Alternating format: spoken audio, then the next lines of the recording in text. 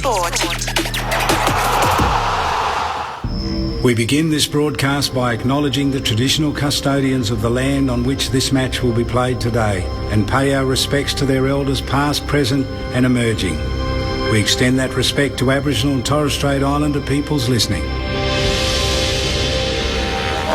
The 2022 Sir Doug Nicholls Round. Donald Tipman-Woody emerges from the pack from the right forward pocket, kicks a spectacular goal.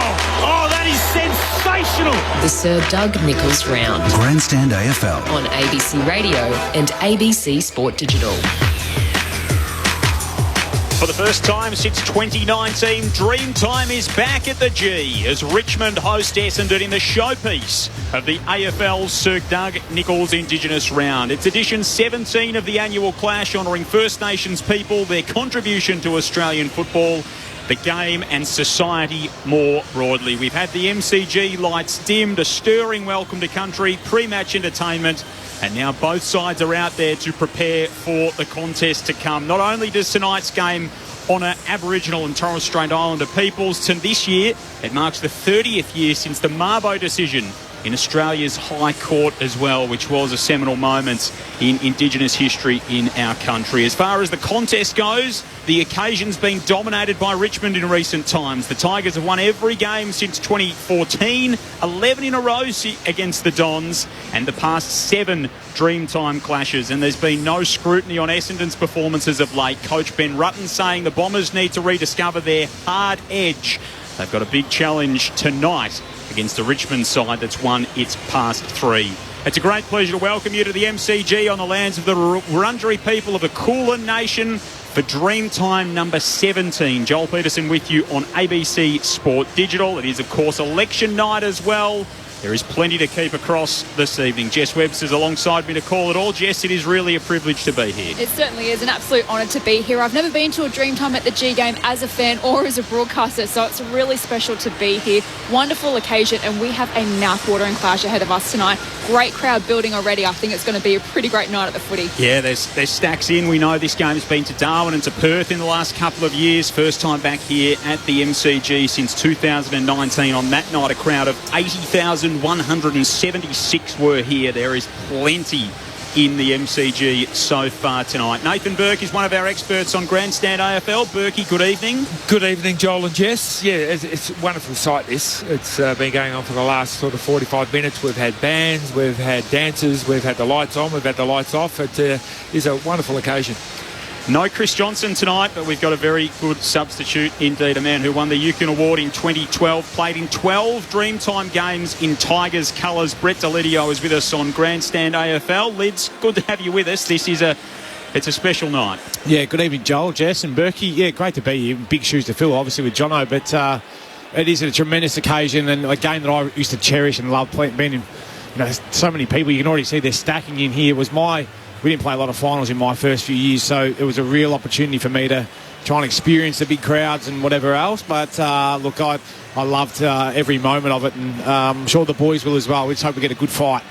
That is going to be one of the key themes throughout the course of the evening, with Essendon, of course, coming in with no shortage of pressure on them. Kevin Sheedy sitting in the stands, of course, a legend of both clubs and a pioneer in so many ways of all things AFL and spreading the game and spreading the Indigenous message and awareness more broadly as well. Both sides are lined up in front of the members here, Essendon and Richmond in their Indigenous jumpers, and there is a very big crowd in already. A lot of the southern stand has spectators all the way right up to the top in the Shane Warne stand, and then in the members it looks very, very full indeed. Kieran Peterson's boundary side for us. We'll check in with Kez shortly and to give us a little bit of the colour and sound and everything that's going on as part of this Dreamtime clash. The pre-match ceremony is not too far away.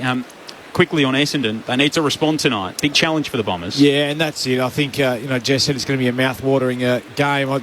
That's only if Essendon turn up and they're willing to put in some effort in terms of tackle and intensity, whereas the Tigers are starting to find their form.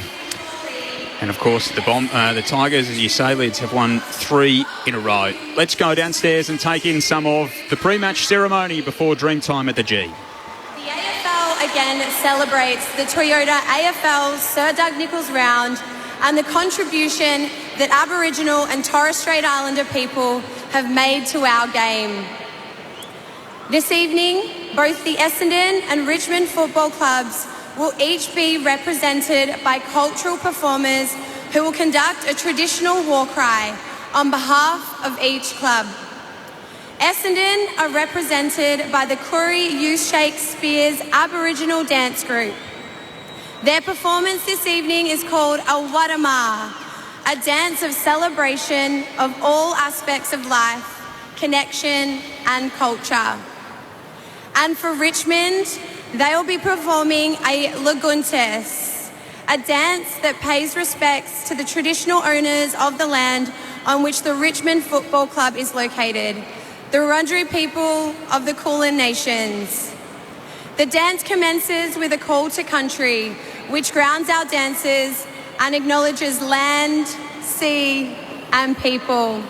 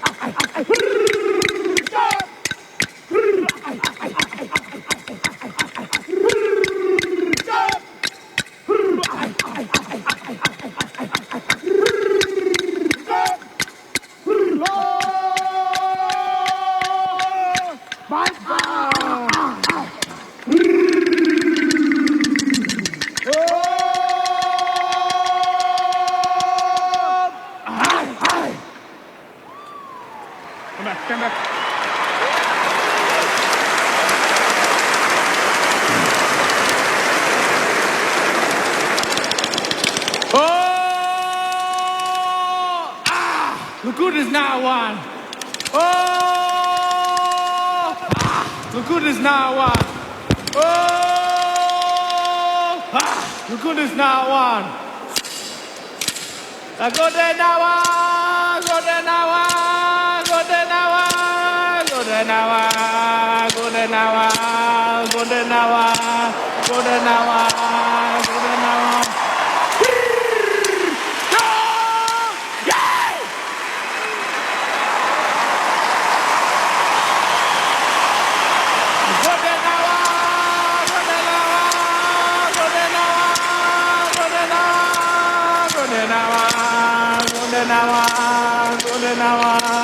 Laguntes now one.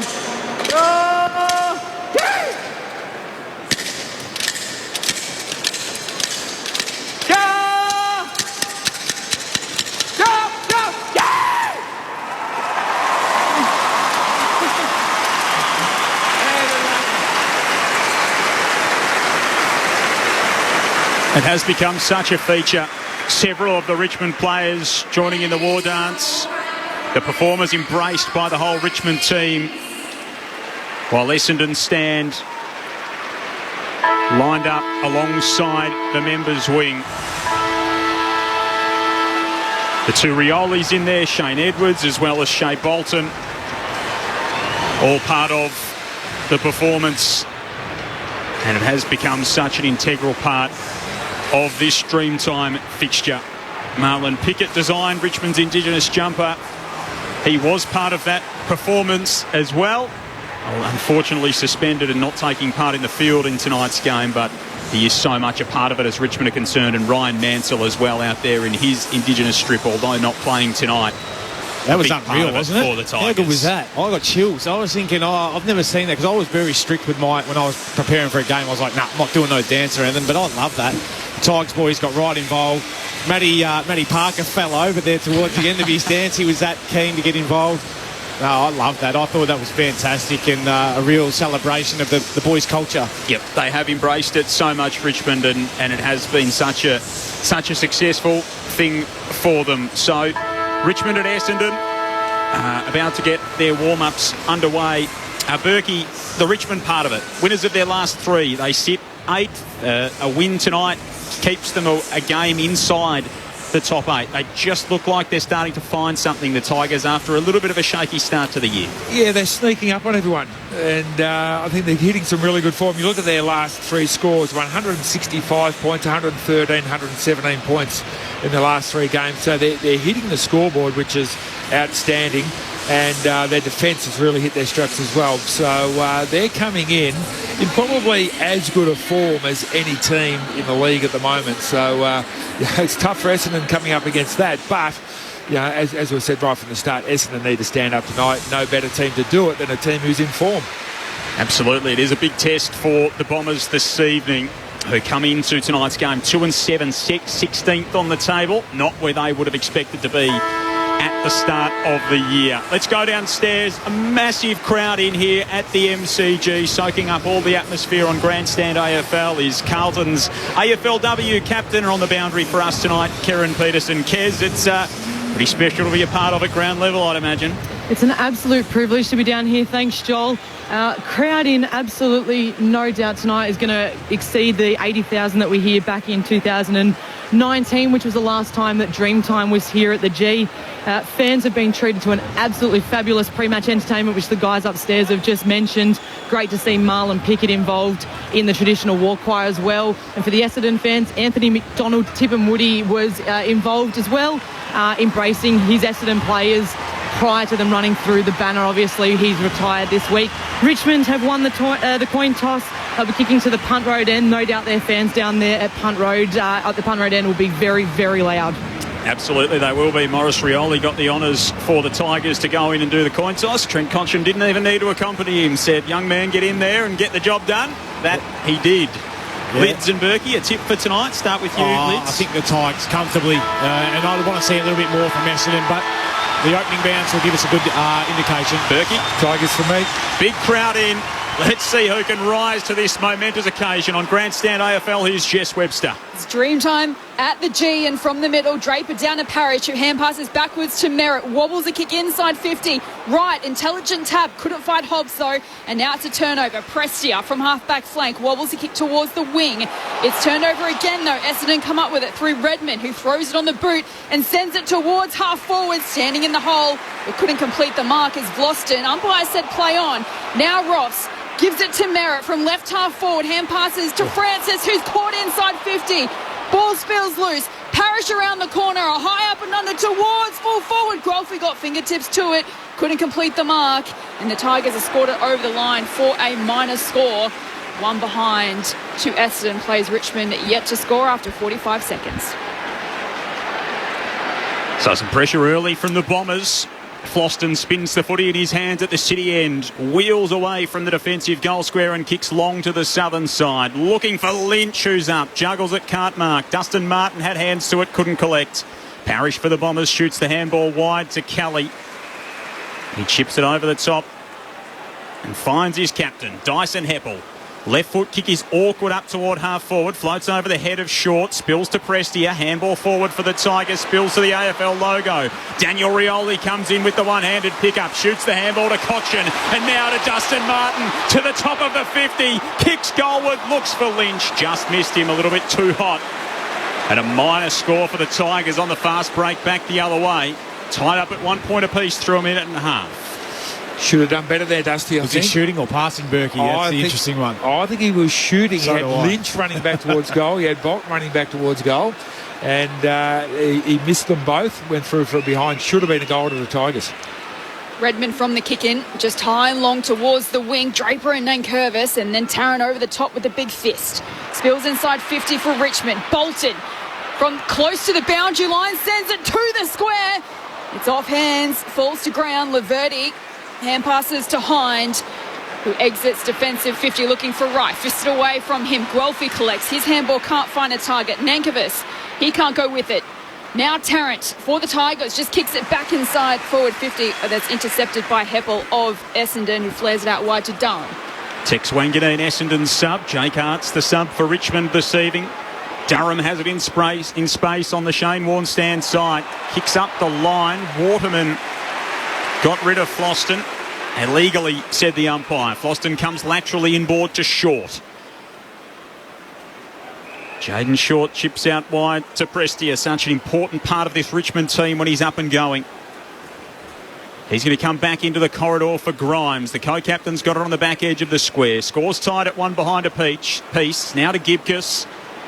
Back into the team this week after missing last week through the health and safety protocols. Flares the kick to half forward, looking for Edwards. Cut off easily by Guelphy, who's got it between the wing and right half back for the Dons. Chips inboard to Redmond. Who then chips forward looking for Guelphy again and finds him just in front of the interchange gates on the members' wing. Just content to hold it up momentarily and then kicks down the line.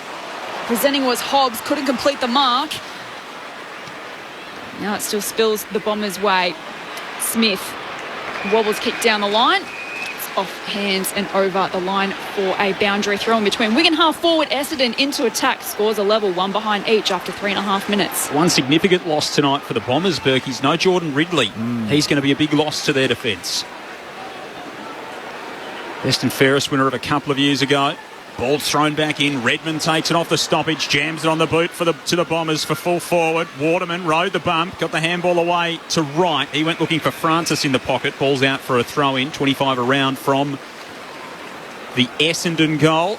The Aboriginal flag painted in the goal square at the city end of the ground. The Torres Strait Islander flag painted in the goal square at the Punt Road end. Ball thrown back in. Draper and Nankervis wrestle in ruck. Draper ended up not even facing the football. Edwards in the back pocket for Richmond. Shows them a clean pair of heels. Bangs it out of defensive 50. Zerk Thatcher collided, or Reid collided with Heppel. Ball spilt to ground. Heppel a handball over his head. Somehow found Durham. Now to Hind. Now to Merritt. Usually creative with his left boot from the centre square. Kicks to full forward. Grimes and Nankervis both there. Nankervis takes the mark at fullback for the Tigers. Kicks out to half-back and finds Gibson. Has Rioli running for him and releases him by hand. This is Daniel Rioli from against the boundary line. Just hand pass over the top to Short, who drives it down towards half-forward. The Bombers, though, Laverty is hand pass looking for Kelly, but Morris Rioli comes in, picks his pocket from the outside of the boot, though. Across the face of goal, slams into the behind post for a boundary throw-in. That quick play off the Richmond half back line. It looks like it's probably going to worry Essendon. They don't get really well structured defensively behind the ball. Richmond look like they're just going to cut through them very, very quickly. Ball tossed back in, inside forward 50 for the Tigers. Parrish pushed off it by Lambert. Cochin pushed off it by Hind. Hobbs goes in. Handball ricocheted around to Merritt, who bounces it through the centre corridor. Floston stood in the way in the centre circles. Leaves a divot behind, but collected the football. Handball to Baker, who comes laterally to the AFL logo now for Tarrant on the members' side. Tarrant to left half forward finds Lambert. The Tigers able to open it up into space. Lambert's got it 65 from home. Kicks to full forward. Lynch in from the side revolt. Neither could take it. Redmond in defence for the Bombers. Scrambles it out, but straight back to Lambert. So crowded forward 50, so he elects to kick laterally. Finds Grimes inside the centre square. And wants to continue to swing it wide. Just chip short to Vloston. 2 kicks from home. Every single player on the field is in front of him. So he'll just have to kick it as far as he can to a dangerous position. Lynch presents, but standing in the hole is Guelphy. And there's a bit on as well, as Guelphy was dealt with by Lynch. So it's a 50-metre penalty to Essendon. The umpire just tells the players to calm down, but a bit of feeling early as Guelphy plays on from the middle and sends it out wide to right, who's marked on the members' wing. Hardly a surprise to see that from the Bombers after the criticism during the week. Exactly right. Draper was straight in there to remonstrate. Peter Wright from right half forward sends it to full forward. Francis 2 hands to it, couldn't mark. Daniel Rioli took it cleanly off the pack. Handball to Prestia, handball to Short. Blasts it to the broadcast side wing. High up and under kick. Revolt. Magnificent body work on Laverty. Takes the mark on the AFL logo. Comes inboard, kicks inside 50 to Lynch with one hand. Got rid of Reid. Stuck out the right arm and pulled it in. And Tom Lynch will go back from 40 metres out. 45-degree angle left of centre. That's going to be the issue all night, I think, Berkey. They're just undersized, aren't they? And you mentioned it, Joel, the absence of Ridley, not having him down there, that third drop-off defender who can come in and impact that sort of high ball. They're going to be too strong up forward. 17 goals, 7 in his last 3 games. Tom Lynch, he's been prolific, not always accurate in that space. He misses that one to the right-hand side. 8 minutes gone in the opening term of Dreamtime at the G. It's Richmond 2 points to the Bombers 1. Hine quickly brings it in and finds Heppel, who kicks out wide looking for Durham. It was just fisted away by McIntosh. Durham did well though, releases Shield by hand, who kicks Essendon towards half forward. Francis has a couple of beats at the back. Gibkiss couldn't complete the mark, but gets a free kick, I think, for chop of the arms, and then kicks backwards to Tarrant. Hand passes to Broad, hand passes over the top to Short. Short kick finds Prestia, still inside the back 50. So Prestia slows it down, finds Ross just. Guelphy was closing in. Now Short runs the overlap with Ross, shoots it to Baker on the broadcast side, just behind the wing. Let's go downstairs to Karen Peterson on the boundary. No surprise to see Essendon players remonstrating with Lynch before. The player that started on the bench was an interesting one, Dylan Shield. Obviously copped a lot of criticism this week after his performance last week. He was made to wait 8 minutes before he was able to get on the ground tonight.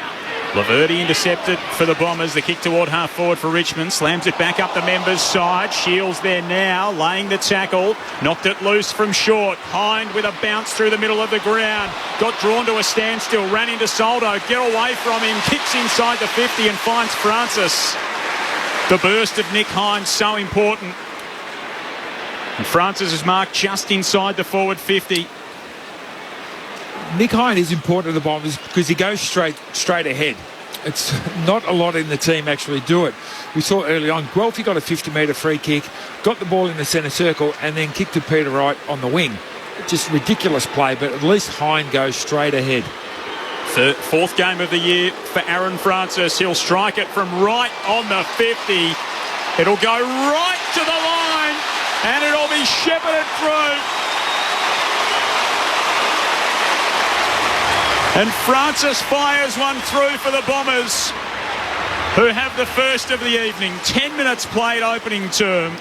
Essendon 1-1 to Richmond 2 behinds. You're right, Berkey. He does. He goes at the defence, doesn't he? And when you've got a player who's willing to take the game on like that, it means that the defenders can't set up and get strong behind the footy, which is exactly what Essendon will be encouraging Nick Hind to do. Probably Dylan Shield through the middle of the ground, encouraging Zach Merritt and Darcy Parish. Don't go sideways and flick it and pad your stats. Let's try and get it forward and really attack that goal square. Give Peter Wright a chance. But that was a pretty good finish from Aaron Francis from out here on the 50. And I'm sure Big Soldo realised that there's goalposts down there, mate. You've got to get around those before you can jump at it, not jump into them.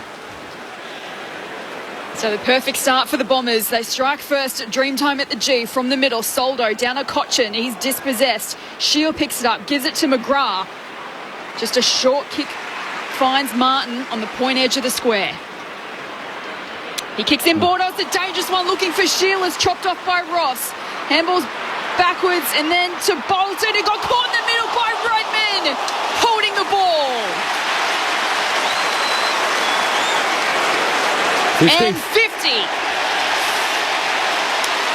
I think that might be dissent. No, he was laying on the ball and he had it in his hands, and when he stood up he just left the ball on the ground. The umpire said, you actually had it in your hands, you've got to give it back. You can't just stand up and leave it there. Not a very long 50, but still should kick it. He's kicking from around about 40, dead in front. Puts Mason Redmond within kicking distance. He's had a really great year in the back half for Essendon.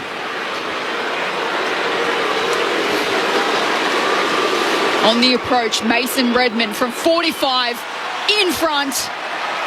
Misses to the right. A chance gone begging for Essendon. 1-2-8. They lead Richmond 2 behinds after 12 minutes in the opening term. That would have been handy because it would have also come from a really fierce tackle. So get a really fierce tackle, get a free kick, kick a goal. That just proves the value of tackling, but just wasted the opportunity. Squares his career ledger at 9 goals, 9. Mason Redmond with the miss. Long kick out of defence for the Tigers through the hands of Castagna. Fed the handball to McIntosh as he regained it. McIntosh to Bolton, who skies for the mark at half forward, goes inside the 50 and finds the chest of Revolt, who copped a bump from Guelphy on the way down. Handball over the top, and Edwards is alone in the goal square.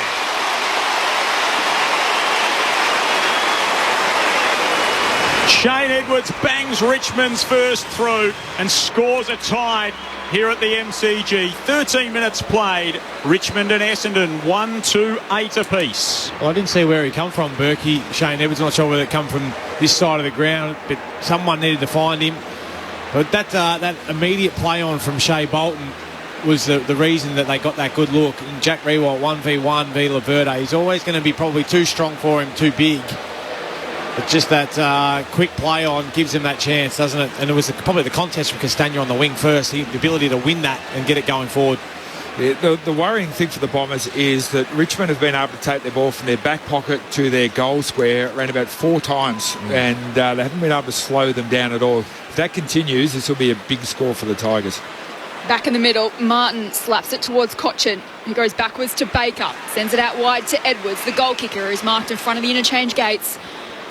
Short pass forward, finds Ross, who kicks short and finds Baker, who kept running at left half forward. It's marked on the paint of the 50. Close to the boundary line, and a crowded forward 50 ahead, so he just pops it up towards the goal square. Bolton from the back, couldn't come down with a mark. Parrish's handball intercepted by Soldo. His hand pass can't find a target. Bombers defence under pressure. Ross emerges with it. Now Martin, not sure about that handball. And it is a free kick for a throw going Essendon's way. There's a bounce pass from up around forehead height where it started. McGrath chips short to Cutler in defence for the Bombers, runs through the defensive arc, shoots it short to Hobbs and gets it back, does Cutler. Handball knocked down. Pressure brought by Baker. Cutler ended up with it again. Handball to Redmond. Disposal number 7. Kick number 7 for the South Australian. Bangs it to half forward. High footy on the head of Perkins. Couldn't mark. Ross is in there for the Tigers. Handball to Short, to Floston, who finds his way through the traffic at half back. Links up with Broad. Receives the handball back and goes straight up the guts. Kick over cooked for Martin. Shield waits for it. Martin was bearing down on him, forced it loose. Castagna a handball forward toward Morris Rioli.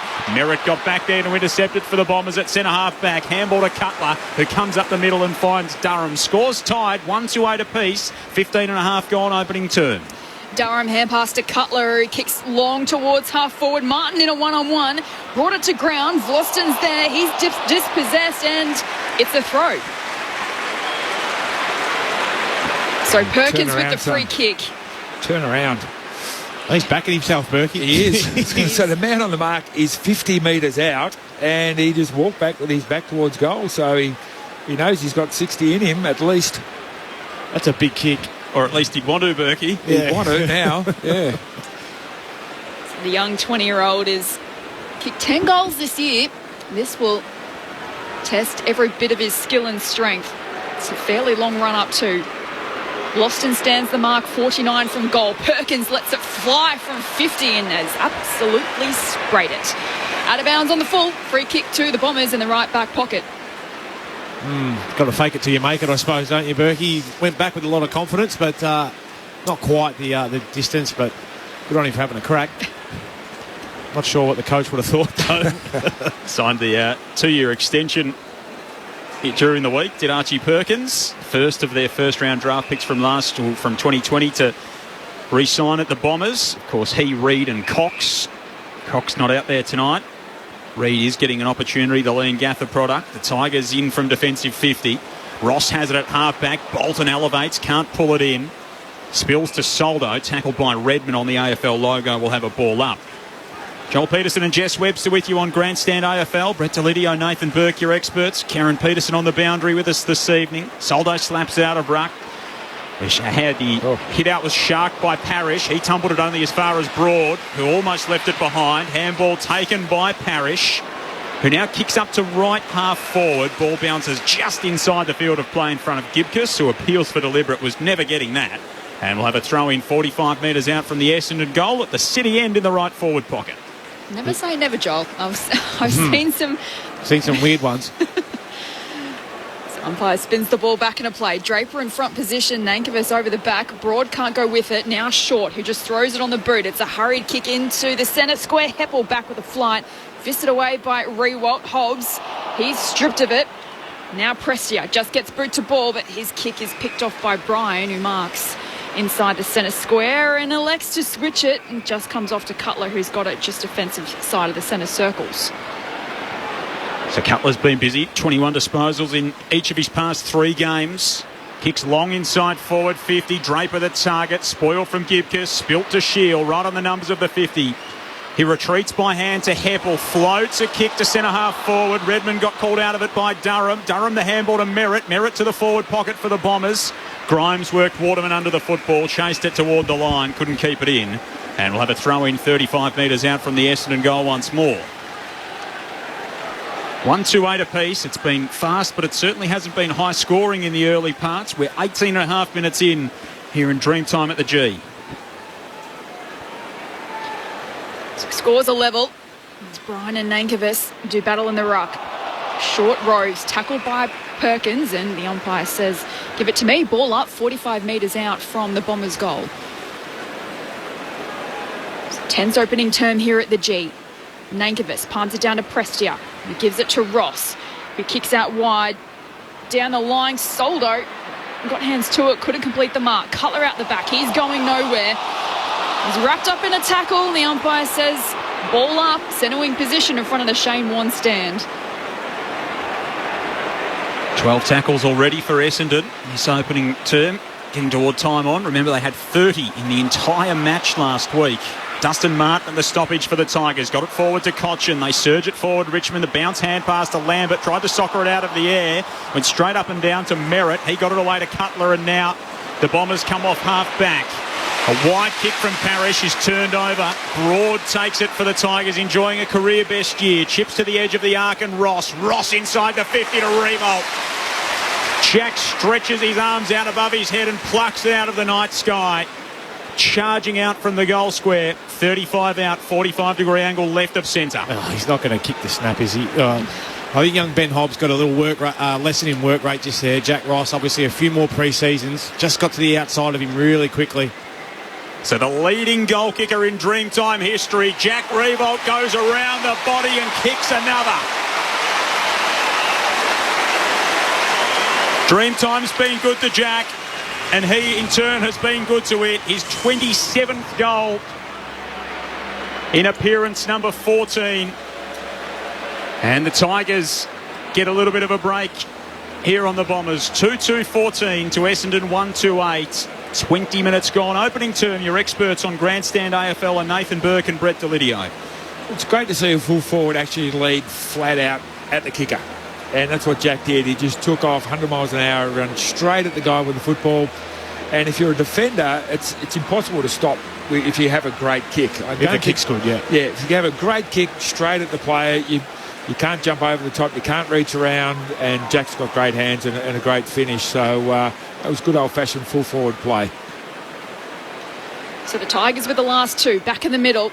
Bigger eyes from Nankervis, but it's sharked by Merritt, who hacks it forward for the Bombers. Right comes out and almost clunks it. Spills to ground, now Broad for the Tigers.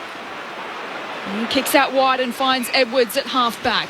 Hand passes forward to Nankervis, who gives it to Daniel Rioli, who hand passes to Cochin, sold him into some trouble, tackled by a couple of Bombers. Ball spills loose. Hine to Parrish to McGrath.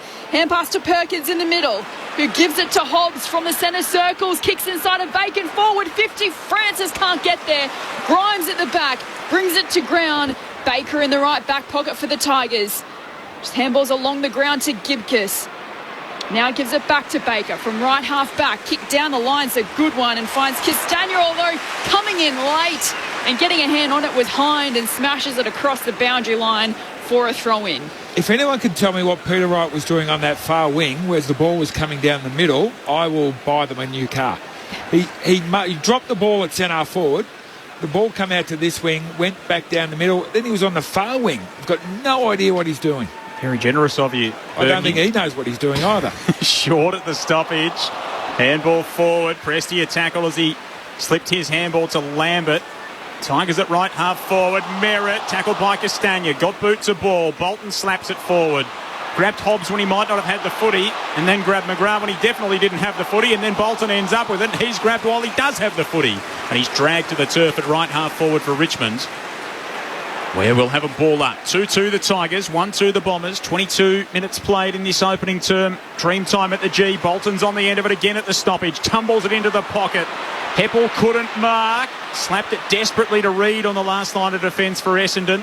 He goes to Cutler, who calmly measures the kick to Parrish just inside the defensive 50. Parrish chipped short to McGrath.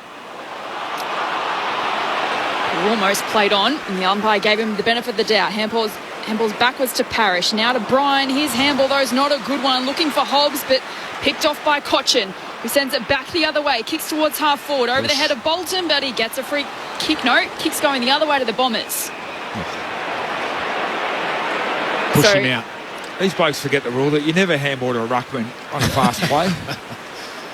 On any play, in my opinion. Exactly. So Hine chips short to Redmond inside the centre square.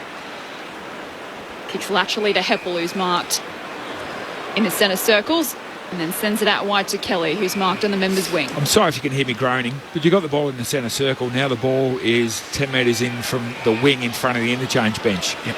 May as well have kicked it to Kez on the boundary for us, Berkey. And Kelly's kicked it out of bounds on the full. Goodness me.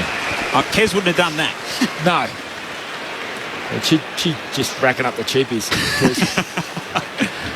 Kieran Peterson on the boundary, the Carlton AFLW captain. The Western Bulldogs AFLW coach Nathan Burke throwing a couple of barbs from the box. The Tigers come through the middle. Edwards delivers to Lambert. Lambert swings it across the centre square. A whipping low kick found broad. Marks on the AFL logo. Finally looks up and saw that he had an option out wide in Ross, who slips a tackle, gets to 51, sends it to full forward. The Bombers fly against each other. Draper caught in the tackle. Dustin Martin got him. The ball spilt loose, and Dusty cleaned it all up anyway. Oh, hang on. Essendon said might have flicked the post on the way through. Martin with a great bit of roving. The Tigers fans go up in celebration at the punt road end. Their jubilance is quickly brought to a halt as the umpires call for a score review. He's right underneath it, the goal umpire. Well, it should never have got to being a shot on goal because they had three blokes flying against each other. It should have been gobbled up by Draper and being supported by his other guys just sitting there behind him. But Dustin just went to the front, comes directly to him and cleans it up after a tackle, pops it through. Well, we think. So they're examining this one. In the other game at the moment, it's the Crows 1-5 to the Saints 1-1. Couple of minutes left in the opening term at the Adelaide Oval. Goal the difference here, pending the Martin effort. They have to fire up the Snicko. Surely. It's the only thing that will tell us. What it is there for, Berkey, so you'd imagine that surely they can't be without it in this instance. It's got to warm up. The hamster's got to keep running, get the wheel turning. They're just going through the replays at the moment on the big screen here. The bottom right-hand corner of the screen is pretty much blank. Not really telling anyone anything. Dusty's given it the all clear, hasn't he, Jess? Yeah, he's been signalling to the goal umpires himself that it's a goal. Not sure if that's going to work. Quite a few of the Essendon players who about 15, 20 metres out immediately pointed to the post. But we're watching the ball go past the far side of the post, and we've got no idea whether it's snicked it or not unless Snicko comes into play. Do you think there's a problem with the Snicko, or they're just choosing not to use it? There's a problem. Yeah, umpire's call. So it's umpire's call, which is that it did hit the post, the inside of the left-hand goalpost.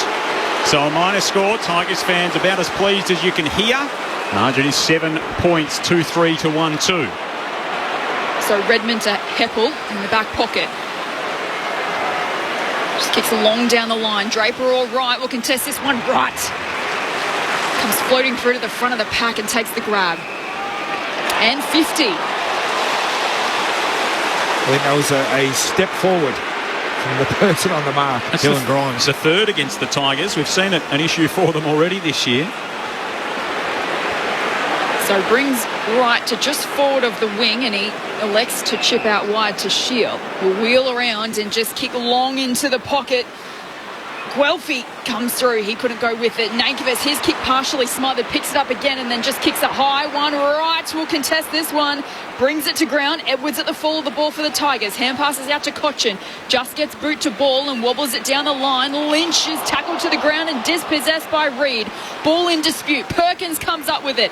Turns around and kicks it towards a dangerous position, although it spills down to Baker of the Tigers. To Ross, to Prestia, who's stripped of it. Umpire says play on. Ball now inside the centre square. Kelly, he's wrapped up. He's brought to ground. Now it's holding the ball. Pressure from Baker. And now he links up with Dustin Martin by hand. Kick pinched by Durham.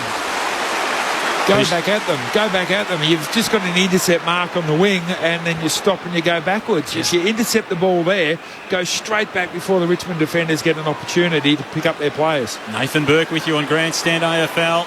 Now the defence is set and the Bombers have to weave their way through it. Reid with a big job on Lynch in the early stages for the young Essendon key defender. Has it inside the defensive 50. Looks toward the members' side, shoots it short, straight to Lambert. And the Tigers run out of time in the opening term with what could have been a gilt-edged chance on the edge of the 50 and a quick turnover play against the Bombers' defence. Essendon kicked the first of the game. The Tigers kicked the next two to end the opening term in a low-scoring affair. It was tense, as Jess Webster said, halfway through that opening term. It remained that way as Dreamtime returns to the MCG at quarter time. It is Richmond 2-3-15 to Essendon 1-2-8. Edwards and Riewoldt the goal kickers for the Tigers. Aaron Francis kicked the first of the game for the Bombers. Great to have your company here at the MCG. Lands of the Wurundjeri people of the Kulin Nation. Dreamtime back, massive crowd in. It is such a grand occasion and a great celebration of all things AFL or Australian football and the Indigenous Aboriginal Torres Strait Islander contribution to that. 7 points the margin the way of the Tigers at quarter time on ABC Sport Digital. This is Grandstand AFL. Dad, we're back! They're your favourite healers. Hooray! And you said you wanted more? Definitely. Well, we've got more. But you have to promise not to do any more disgusting things. What? More mischief. Make up your mind! More games. What does this button do? And maybe just a few more disgusting things. Dad! This is outrageous. Brand new Bluey. Yes! Stream from Monday, June 13 on ABC iView. Hooray! This is Sir Doug Nicholls Round. Grandstand AFL. On ABC Radio and ABC Sport Digital. Knocked it loose from short. Hind with a bounce through the middle of the ground. Got drawn to a standstill. Ran into Soldo. Get away from him. Kicks inside the 50 and finds Francis. Fourth game of the year for Aaron Francis. He'll strike it from right on the 50. It'll go right to the line. And it'll be shepherded through. McIntosh to Bolton, who skies for the mark at half forward, goes inside the 50 and finds the chest of Riewoldt, who copped a bump from Guelphy on the way down. Handball over the top, and Edwards is alone in the goal square.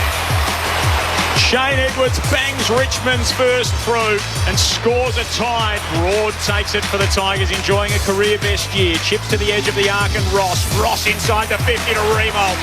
Jack stretches his arms out above his head and plucks it out of the night sky.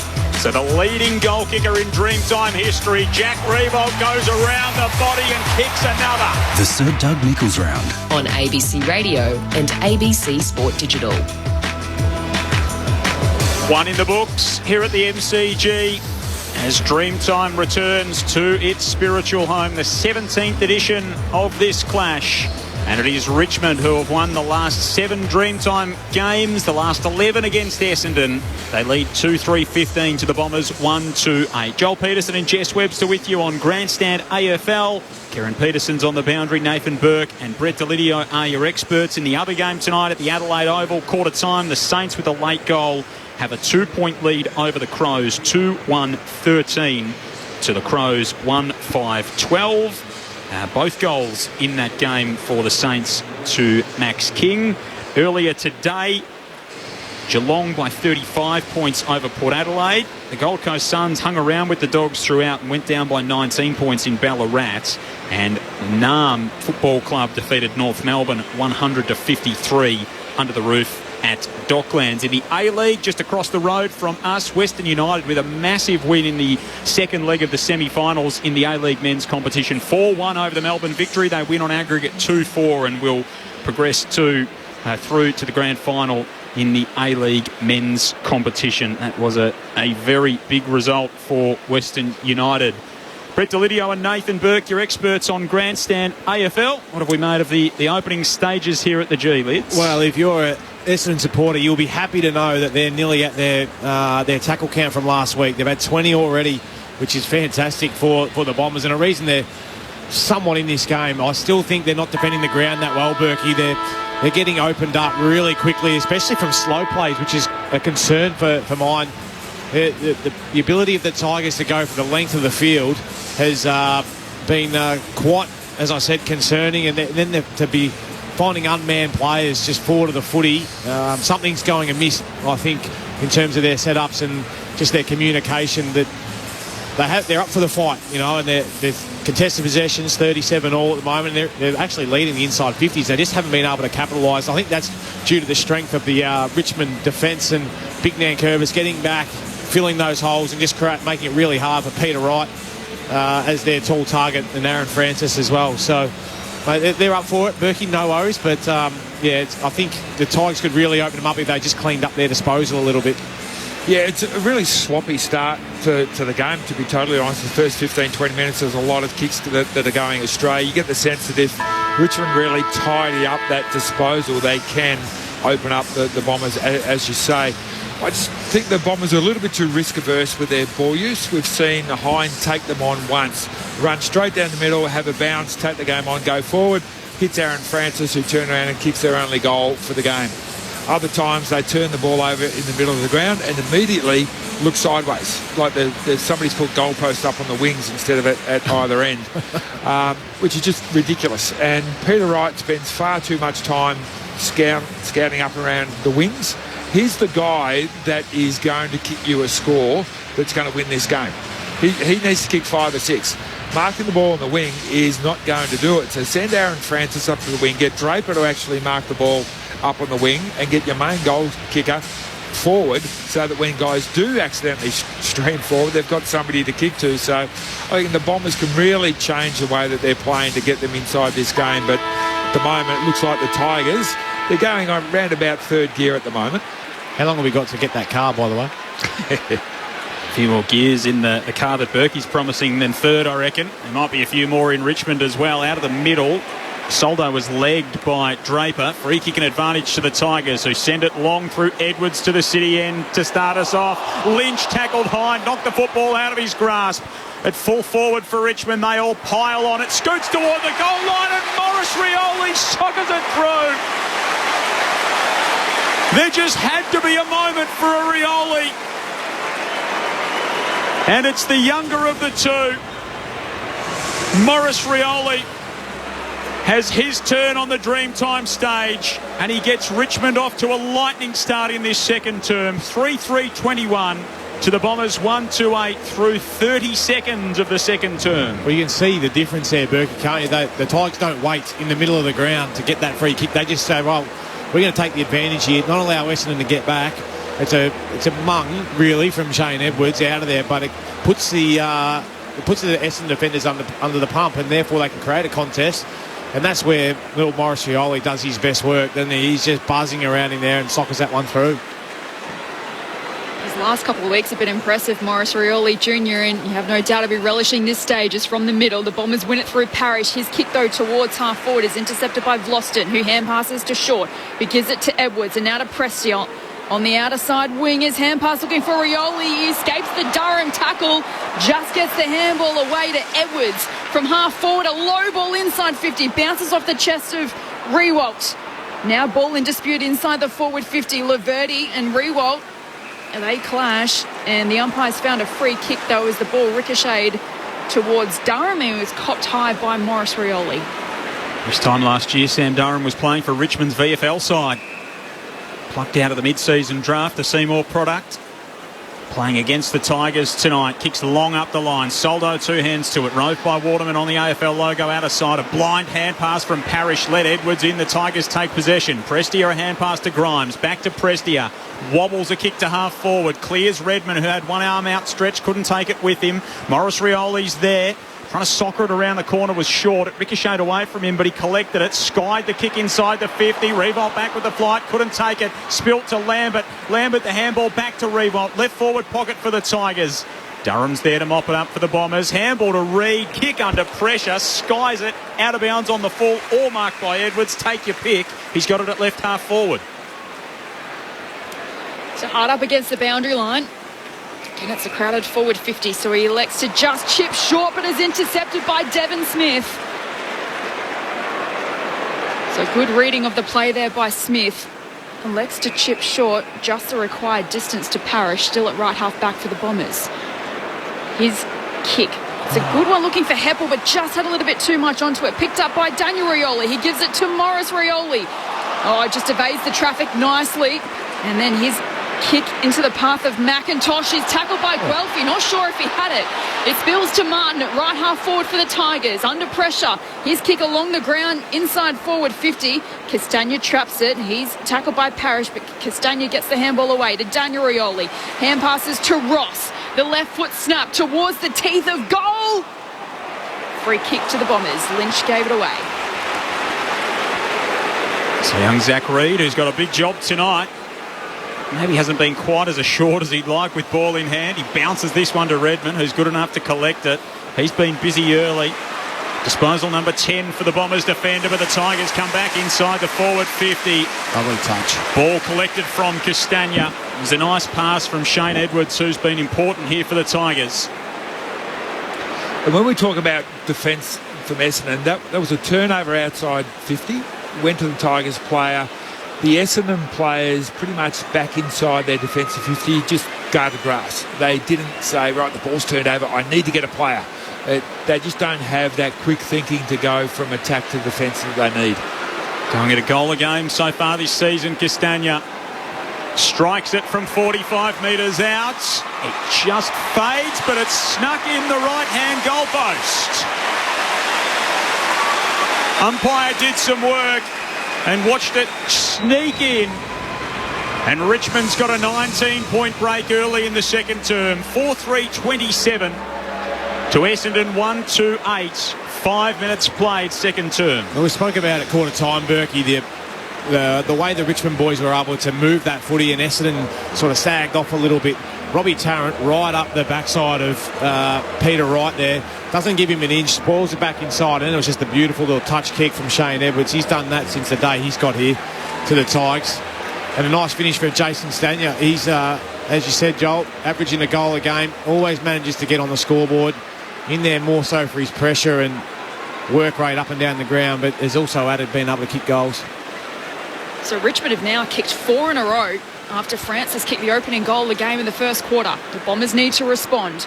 From the middle, Parrish just gets boot to ball as he's tackled to the ground, but it falls into the path of McIntosh. He gets away from Guelphy, a little 1-2 with Daniel Rioli. And now to Ross in the middle, short in the middle of the ground, who's tackled by Hobbs. Just gets boot to ball, and it's a good mark at the end to Cochin, who's got it still inside the centre square. So Cochin plays on, kicks towards the pocket. Big pack forms, it's off hands. At the full, the ball is Kelly. Just whacks it on the boot, gets it out of the danger zone. Cochin against Shield on the wing. And the Tigers come up with it through Ross.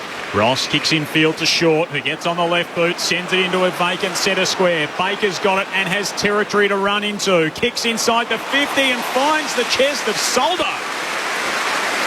The big man drifts inside the arc and he takes the grab, falling to the turf, 40 metres out, slight angle left of centre. How much time did Baker have there? It was like he could have almost pinned the ears back and set sail, which I would have liked and encouraged from a half-back flanker, but yeah, there was when he's got all that sort of time, big Soldo only had to get on his bike a little bit. It was a good set of hands in the end because Draper was right up his backside, right behind him. Has emerged as a bit of a goal-kicking threat this year, Ivan Soldo. 6 goals from 6 games. He hasn't kicked more than 6 in any season in his career. From just inside the 50, Ivan Soldo watches it onto his boots and then watches it sail through for Richmond's 5th. The Tigers have got 5 on the bounce and they're really starting to get going here at the MCG. 5-3-33 Richmond. Essendon 1-2-8. 7 minutes gone in this second term. Nathan Burke and Brett Delidio. Well, it's 7 inside 50s to 0 in this quarter so far in favour of the Tigers. The Richmond big fellas are really taking control. Draper has not had a kick or a handball yet. Brian's just had the 2 possessions. They need to start to put a little bit of pressure and even just follow the Richmond big fellas around and not let them do what they're doing, because Nankervis is having a great game. He's in great form at the moment. And when Soldo starts going forward and kicking goals, well, that's just rubbing salt into the wounds. The alarm bells are ringing now for Essendon. The Tigers with the last 5. Bounce in the middle. Favours the Bombers a little bit. The umpire's found a free kick in the middle of it all. Going the Bombers' way. So McGrath to come up with it. Wants to play on quickly. Gets around short on the mark from the centre circles. Thumps the kick inside 50. It's fisted away from right. Spills to McIntosh. He couldn't go with it. Waterman collects. His handball partially smothered. Martin now picks it up and hacks it out to the outer side wing. Morris Rioli against Heppel. In comes Durham. He's tackled by Morris Rioli. The umpire letting it play on. McGrath out the back for the Bombers. Hand passes to Brian, who hand passes backwards to Shield. Hurried kick inside forward 50. Oh, going back with a flight is Baker. What a mark. Terrific mark. Falling to the turf, arms stretched out high above his head and had to drag it in. A free kick coming back here, is it? After Baker got rid of it, Floston laid a bump. Wright's in there. He's been thrown to the ground. Yeah, Floston got knocked over by Peter Wright and he got up seeing red and started to throw his weight around. It was a Richmond kick, so the free kick's coming downfield. The Bombers will enter the 50. Smith took it off hands. Handballed out to his opposite number 5 in Ross for the Tigers. His scrambling kick straight down the throat of Kelly, who marks on the front edge of the square. Richmond by 25 points, 9.5 gone second term. Kelly directs his kick wide to left half forward and Cutler. This kick should be in the goal square rather than out wide. And now it's Richmond's free kick. So it's going to be a reversal. So Cutler has to give it to Bolton, who chips short to Daniel Rioli. Rioli's chip looking for Martin. The ball spilt at his feet, and now Guelphy collects, gives it to Heppel, whose hand pass over the top releases Devon Smith from left half forward. Short pass inside 50. Waterman on the lead. He's marked 49 metres from goal, 45-degree angle to the left. That kick from Rioli just falling at the feet of Dustin Martin, causing the turnover. It's good to see Essendon being able to capitalise and get that mark inside 50. Nice little touch kick from Dev Smith. Waterman presenting up. No easy feat on Dylan Grimes. He doesn't give an inch. And he slapped the turf in disappointment, did Grimes, as Waterman took the mark. Boy, do the Bombers need this. And Waterman misses to the near side for a minor. Richmond 5-3-33, Essendon 1-3-9, 10.5 minutes played second term. So Floston to bring it back into play for the Tigers. They've kicked the last 5 in the ball game after Francis kicked the first at the 10-minute mark of the opening term. Dangerous kick, missed broad. McGrath there to capitalise. Can the Bombers turn this into something? Nick Martin's kick over the head of Parrish. Still finds Parrish. Handball to Hobbs. Slips the tackle. Tries to get around on the right boot. Got caught holding the ball. Oh, no. Dump tackle. Oh, the umpire has paid it as a dump tackle. So the free kick will go to Hobbs when it looked for all money like it was going to go against him. Oh, that's ridiculous. He got it completely wrong, the umpire. He saw some legs fly up in the air. Exactly. But it wasn't dangerous in any way, shape or form. It still has to be a dangerous tackle. Yeah. So Ben Hobbs handed the opportunity. The first-year player out of Horsham on the big stage of the MCG lines up and kicks it like a man beyond his years. Tigers fans don't like it. Bombers fans love it. Ben Hobbs' third goal in front of a packed house here at the MCG. Here's the first of the second term for his side. 2-3-15 to the Bombers, 5-3-33 the margin. 18 points, 12 minutes gone in this second term, and there's still a little bit to go on with inside the 50 for the Dons. I like it, actually. Richmond defenders all got in a nice little circle of 6, and Aaron Francis just said, well, I'm not going to let you guys have a chat and restore your defence, so I'm going to get in the middle and disrupt you, and he did so. So good on him. Not 100% sold on that, but what I did like was the composure of the young bloke to go back and knock it through. Big goal, they needed that one, and for him to go back and slot it, very good. So the Bombers peg one back, and from the middle, Shield to Smith, long kick inside 50, right, got fingertips to it, couldn't bring down the mark. Waterman's in there, the Tigers pile on and force a stoppage 45 metres out from the Bombers' goal. Yeah, Big Pete, got to hang on to those. That would have been huge. A big mark, big specky, 2 goals in a row, keep your team up and about, but you dropped it. So ball up inside 50 for the Bombers. It spills the Tigers' way. The umpire's found a free kick going the Tigers' way. Advantage paid. And short marks just inside the boundary line, right half back. Chips over the top to Edwards. It has come alive in this game for the Tigers. Down the line to Baker. It's a downfield free kick anyway. Edwards got a shove from Guelphy as he got rid of the football. Liam Baker, who's become an important part of this Richmond team, has it on the members' side. Kicks to half forward. Oh, Lynch.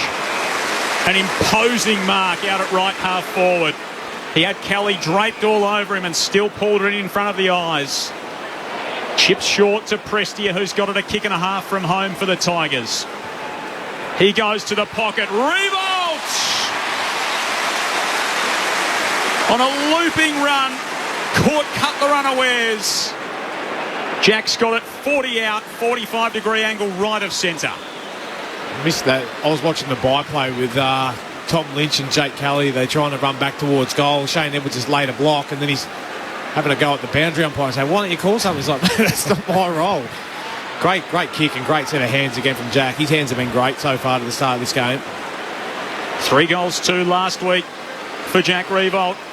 Lines it up for his second of the night. Just gets it there.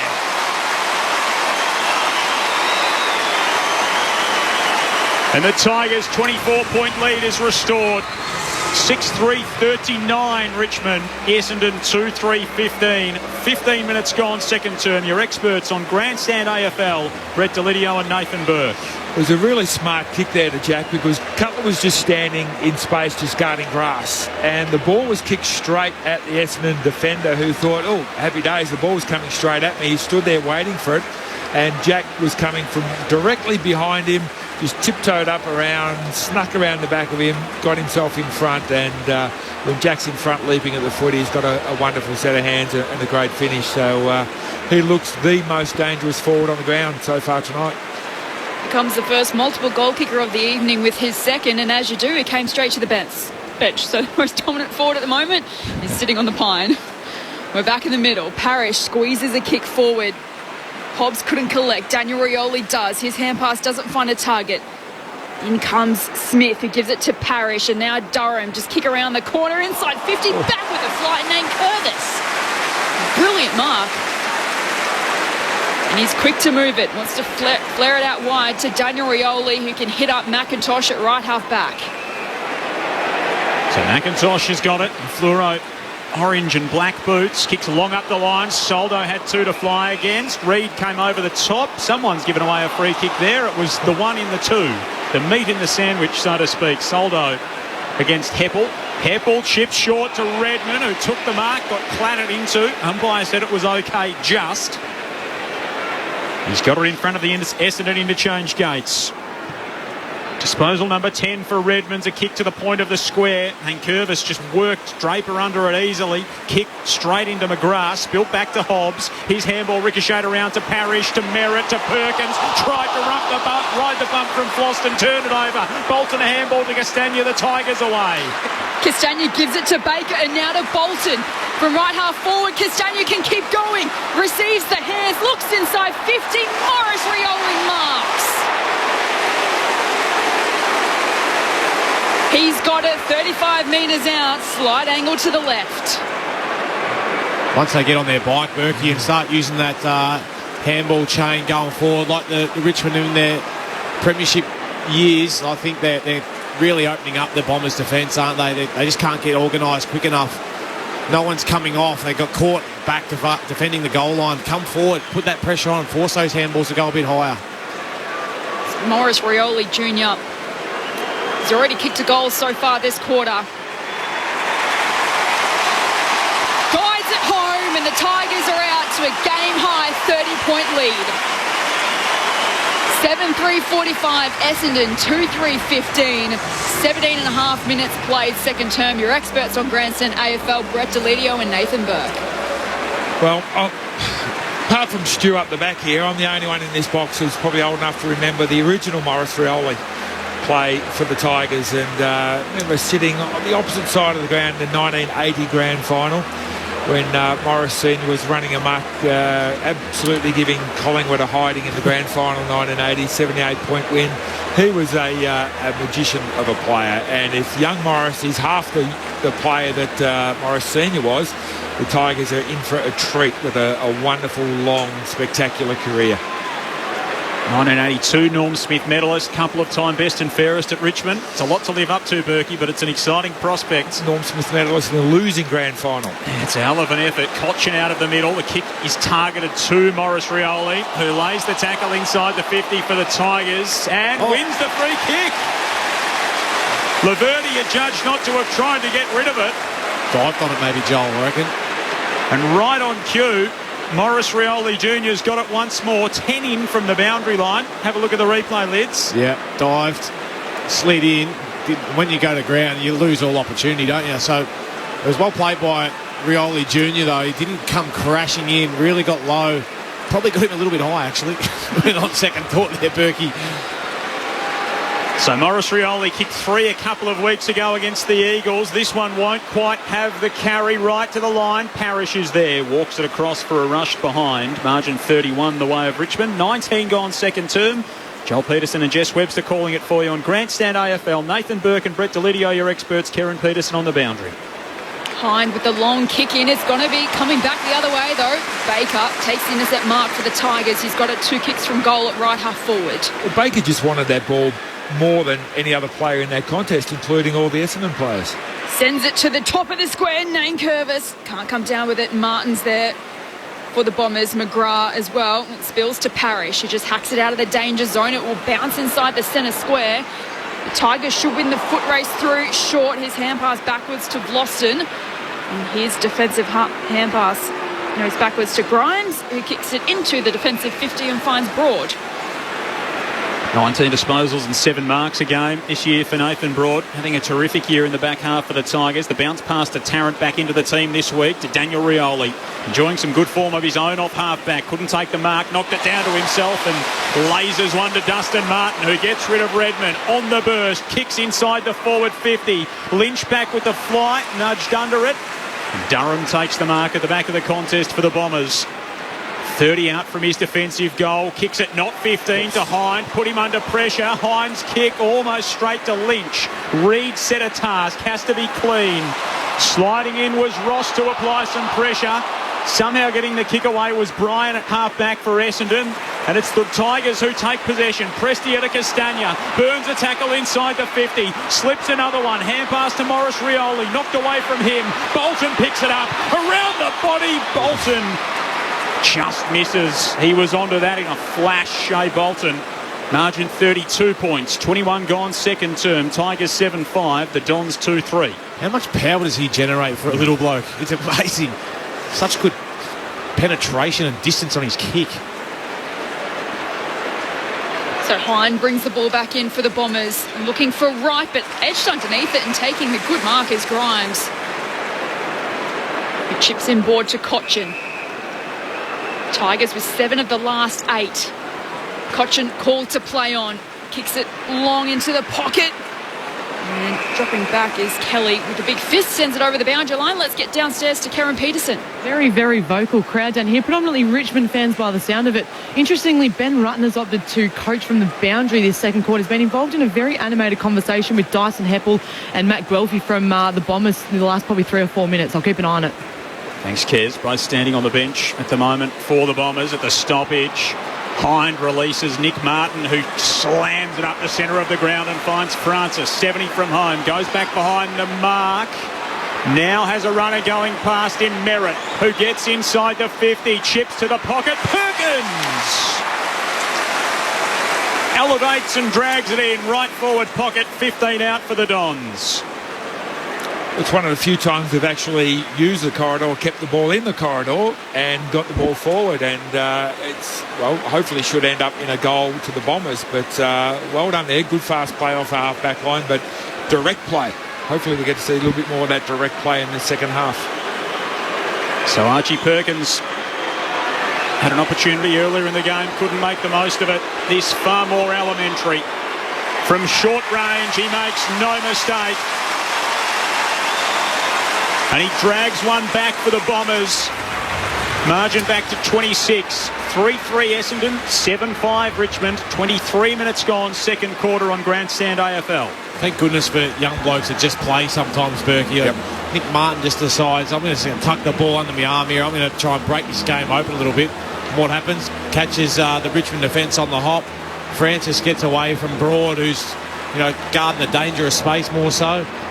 But then his ability and then the spread from Zach Merritt just to get on the outside. Would have loved to have had a right footer coming around there and been able to knock it through. It was a beautiful weighted touch kick into Archie Perkins, who works really hard for a young bloke. Got forward on Baker and always going to be too tall for him in the 1v1.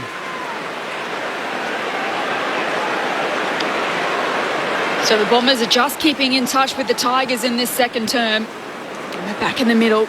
Rising high is Soldo underneath at Bryan. It spills to Parrish, who whacks it on the boot inside forward 50 for the Bombers. Waterman fisted away by him. And now Prestia. Quick kick around the corner, lands into the lap of Bolton. Shield stands the mark. Bolton scoots away from the logo on the members' wing. Puts the Tigers into attack over the head of Rewalt out the back. Morris Rioli has a couple to beat. Guelphy's there. And he's hand pass to Redmond, runs out of room. Umpire says throw it in for a throw-in 40 metres around from the Tigers' goal. They lead it by 26 points. What did you tell me in the opening term? Never say never. Almost the same spot on the ground too. Ball to be tossed back in. Richmond with 5 goals, 2 here in this second quarter. Free kick off the footy there. Presti is on the deck. And it will go to the Tigers' best and fairest winner of a couple of years ago. Redmond looking the guilty party. Dion Presti has got it just inside the 50. Doesn't look confident he's got the journey, so he goes to Tarrant. Robbie Tarrant from just outside the 50. Gives it a good ride. Gives it everything. Oh, no. It was free kick. A free kick on the goal line after all that. So no first goal in Richmond colours for Robbie Tarrant. The Bombers will bring it away from fullback. So Reid kicks the long outside defensive 52 a pack. It spills to Morris Rioli, who slips a couple of tackles. Umpire says he just got the handball away, but the Bombers come up with it through Parrish, who kicks down the line. Waterman used the body well, got fingertips to it, couldn't complete the mark, and then is tackled and holding the ball. Great work by Gibcus. And he'll take the free kick to his defensive side of the wing. Young Morris has got to learn that you get around one group of players, that's probably enough. 2 or 3 is probably too many. Gibcus kicks up toward half forward through the hands of Lynch. The opposite 19 in Hind did the roving. Little one around the body found Heppel, not the distance. He chips it over the top to Guelphy in front of the Essendon interchange. Bombers trail by 26 points. 26 minutes played second term. Dream time at the G.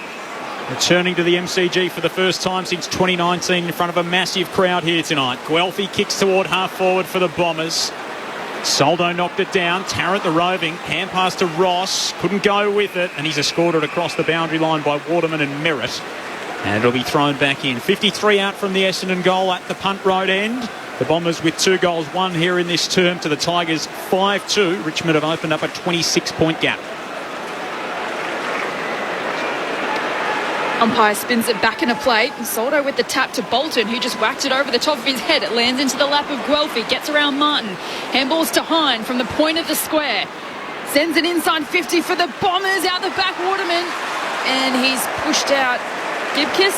Free kick advantage. Daniel Rioli scoops away, sends it long down the wing.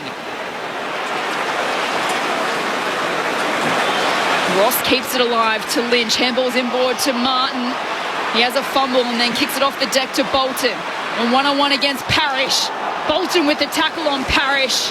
And the umpire says, give it to me. Ball up, centre wing, in front of the members' stand. They count kicks off the ground as kicks. Yep. Now, they never used to, didn't they? No, it's a new one. Bolton just kept it in front of himself. He was almost tackling Parrish before he got the ball. It was a textbook approach. That not so much from Jaden Short, who just went the big dump truck on Mason Redmond. Agricultural, that one. It was, absolutely. Dusty's had the 8 possessions, just the 8 kicks, and he's going at 13% effectiveness. Not what we've come to expect from the great man, as Redmond blasts the Bombers inside the forward 50 through the hands of Grimes. Merritt's there, 40 out from Essendon's goal. Handball sharked by Baker to Daniel Rioli to Lambert and back to Daniel Rioli. Out to space to Revolt at left half forward, who's going to wheel and go and laser one to the pocket for Lynch. Again, it's all too easy in transition for Richmond. Lynch will go back from 40 out, 10 in from the boundary left of centre. Well, we've spoken about it a bit already, haven't we? Just their ability to get on the outside of their opponents, and they're doing it so regularly. One, it was Jack, but then he can just turn and go, and Tom Lynch has already done his work and got on the outside of, I get a young Zach Reid, but he'll learn so much from playing on one of the best big forwards. After the half-time siren, Tom Lynch is on the approach, and he's not quite making the distance and didn't have the accuracy anyway. Brian was there to see it across the line, and it goes through without adding to the score. But it was a profitable term for Essendon, or for Richmond, I should say. They opened up a 26-point break with 5 goals 2 to the Bombers 2 goals 1. And at half-time, it's the Tigers 7-5-47 to Essendon 3-3-21 in Dreamtime 17 here at the Melbourne Cricket Ground. 2 goals to Jack Revolt for the Tigers, 1 in each quarter, 2 goals both in that term to Maurice Rioli. A goal to Soldo, a goal to Castagna and a goal to Edwards for Richmond. For Essendon, a big goal to Ben Hobbs to steady the ship a little bit in that second quarter. A goal to Archie Perkins and the first of the game to Aaron Francis. The Bombers would concede the next 5 either side of quarter time, and at the half they trail by 26 points. In the other game at the Adelaide Oval, it is the Crows holding sway over the Saints at half time. Adelaide 4-8-32 to St Kilda, who are 3-3-21. It was the Saints with the lead at quarter time, but the Crows have taken control of that ball game. Max King has 2 for the Saints. Goals to Thilthorpe, to Saligo, to Dawson, to McAdam for the Crows among their 4. Brett Delidio and Nathan Burke are experts on Grandstand AFL. The Tigers hold a 26-point lead. Lids and Burke, what have you made of it so far? Yeah, you just get the sense that if the Tigers, they played that first quarter in third gear, they've sort of jumped up into fourth gear in that quarter. They won the inside 50, 16-10. They really dominated probably the first half of that quarter to Essendon, bit back with 2 late goals. But you just get the sense that the Tigers, when they really hit their straps, their ability to move the ball from one end of the ground to the other, really unhindered by Essendon and get the ball to an open forward line. They're going to kick a big score. Tommy Lynch hasn't got his kicking boots on at the moment. He's just going. Jack looks really, really dangerous. But it's the small players really up there that really look dangerous. We said Rioli had a good quarter. Who else kicked a goal? Castagna kicked a goal. So there's small players up there. I reckon they can really fill their boots in this second half as well. For the Bombers, still, they were a little bit more direct in that quarter. When they did go direct, they actually got a goal. Perkins got a goal down the end from running through the middle. I think it was Nick Martin off the half-back line. So, again, a young player really taking the game on, but far too often they just have too many wasted possessions around the ground, over handballing the ball, chipping the ball sideways and short, and really not putting that Richmond defence under a whole bunch of pressure.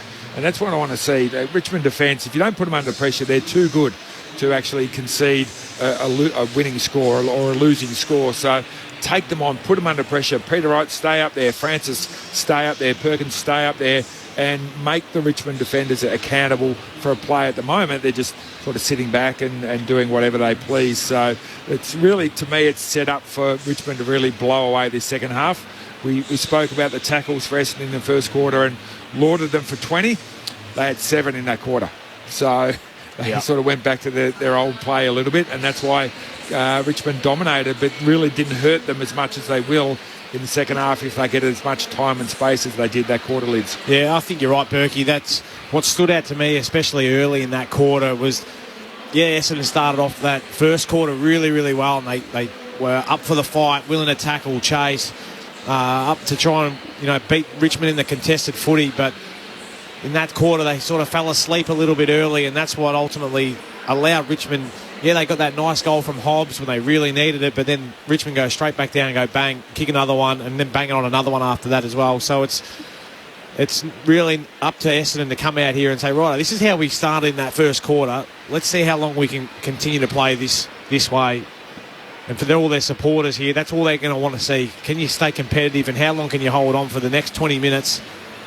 But unfortunately, that they haven't shown us that they can do that, and that's where they've fallen down, spit that out, over all the opening rounds of this season. But the Tigers, led by Baker at the top, having 19 disposals, kicking at 73%. He's doing as he please off the half-back line. Prestia, we know how important he is, and just adds that extra layer to their midfield.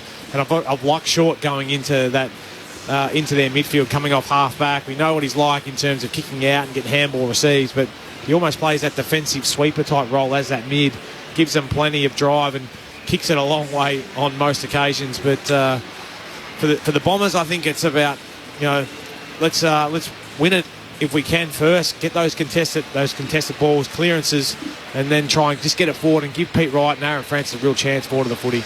Yeah, you look at what's forward of football. Peter Wright's had 4 possessions, hasn't scored yet, but all of his possessions have been up on the wing.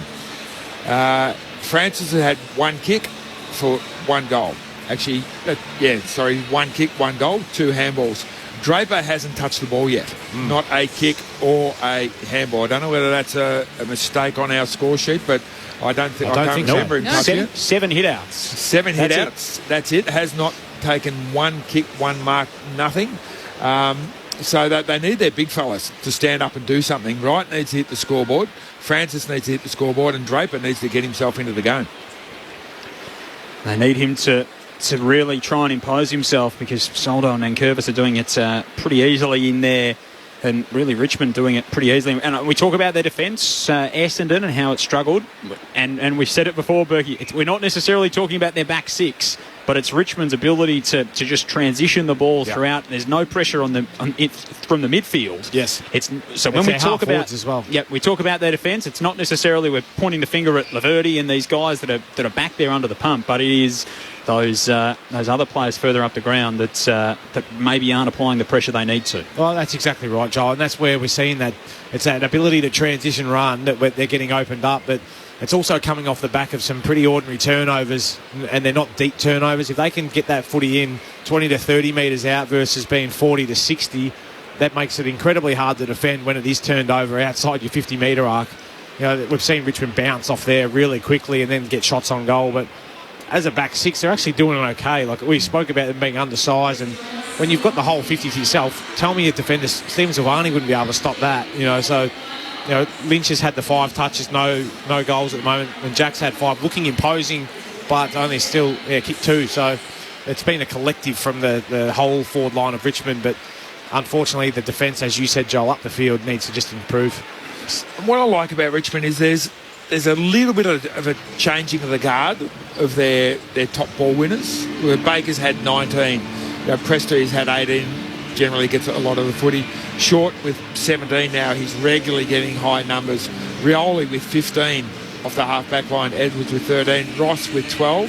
So they're not your... You go back to the premiership years, those blokes weren't up that top half dozen of... Conchie Martin. Yeah, you just bank on it every week, all those blokes. So to me, that's a really good sign for the Tigers, that there's that changing of the guard, yet they're still playing at a really good high clip. Nathan Burke and Brett Delidio are your experts on Grandstand AFL. Jess Webster and Joel Peterson calling it for you. Karen Peterson on the boundary. It is half-time at the MCG in the 17th Dreamtime clash. And it is the Tigers 7-5-47 to the Bombers 3-3-21. Plenty more to come the second half. Of course, it's election night. Plenty of eyes on that across the country as well this evening. And to give you the latest on that, let's head to the latest from the ABC Newsroom.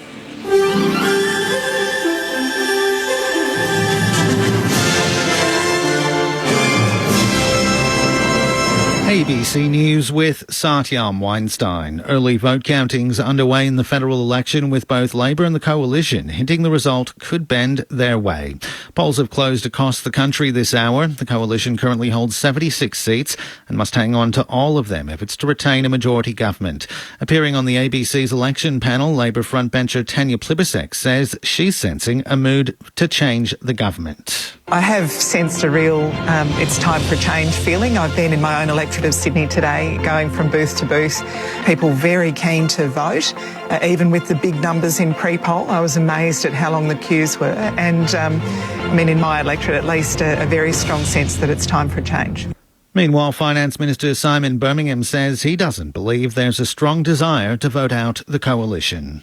Overall, it certainly doesn't feel like they've been the quintessential baseball bats out there. It's been a case where the voters going through have often known their minds, but they've been friendly and polite in doing so. In South Australia, all eyes are on the state's only marginal seat of Boothby in Adelaide South, which is held by outgoing Liberal Nicole Flint with a margin of 1.4%. Labor's aiming to win the seat for the first time since 1949. Independent candidate Jo Dyer says if she fails to win, she'll resume her career in the arts. So yes, off to the Melbourne Festival, and then I'll be falling in a small heap and spending some time decompressing on what has been really an incredible, not just 6 weeks, but 5 months. And then before that, it's been a pretty big 2 years for me.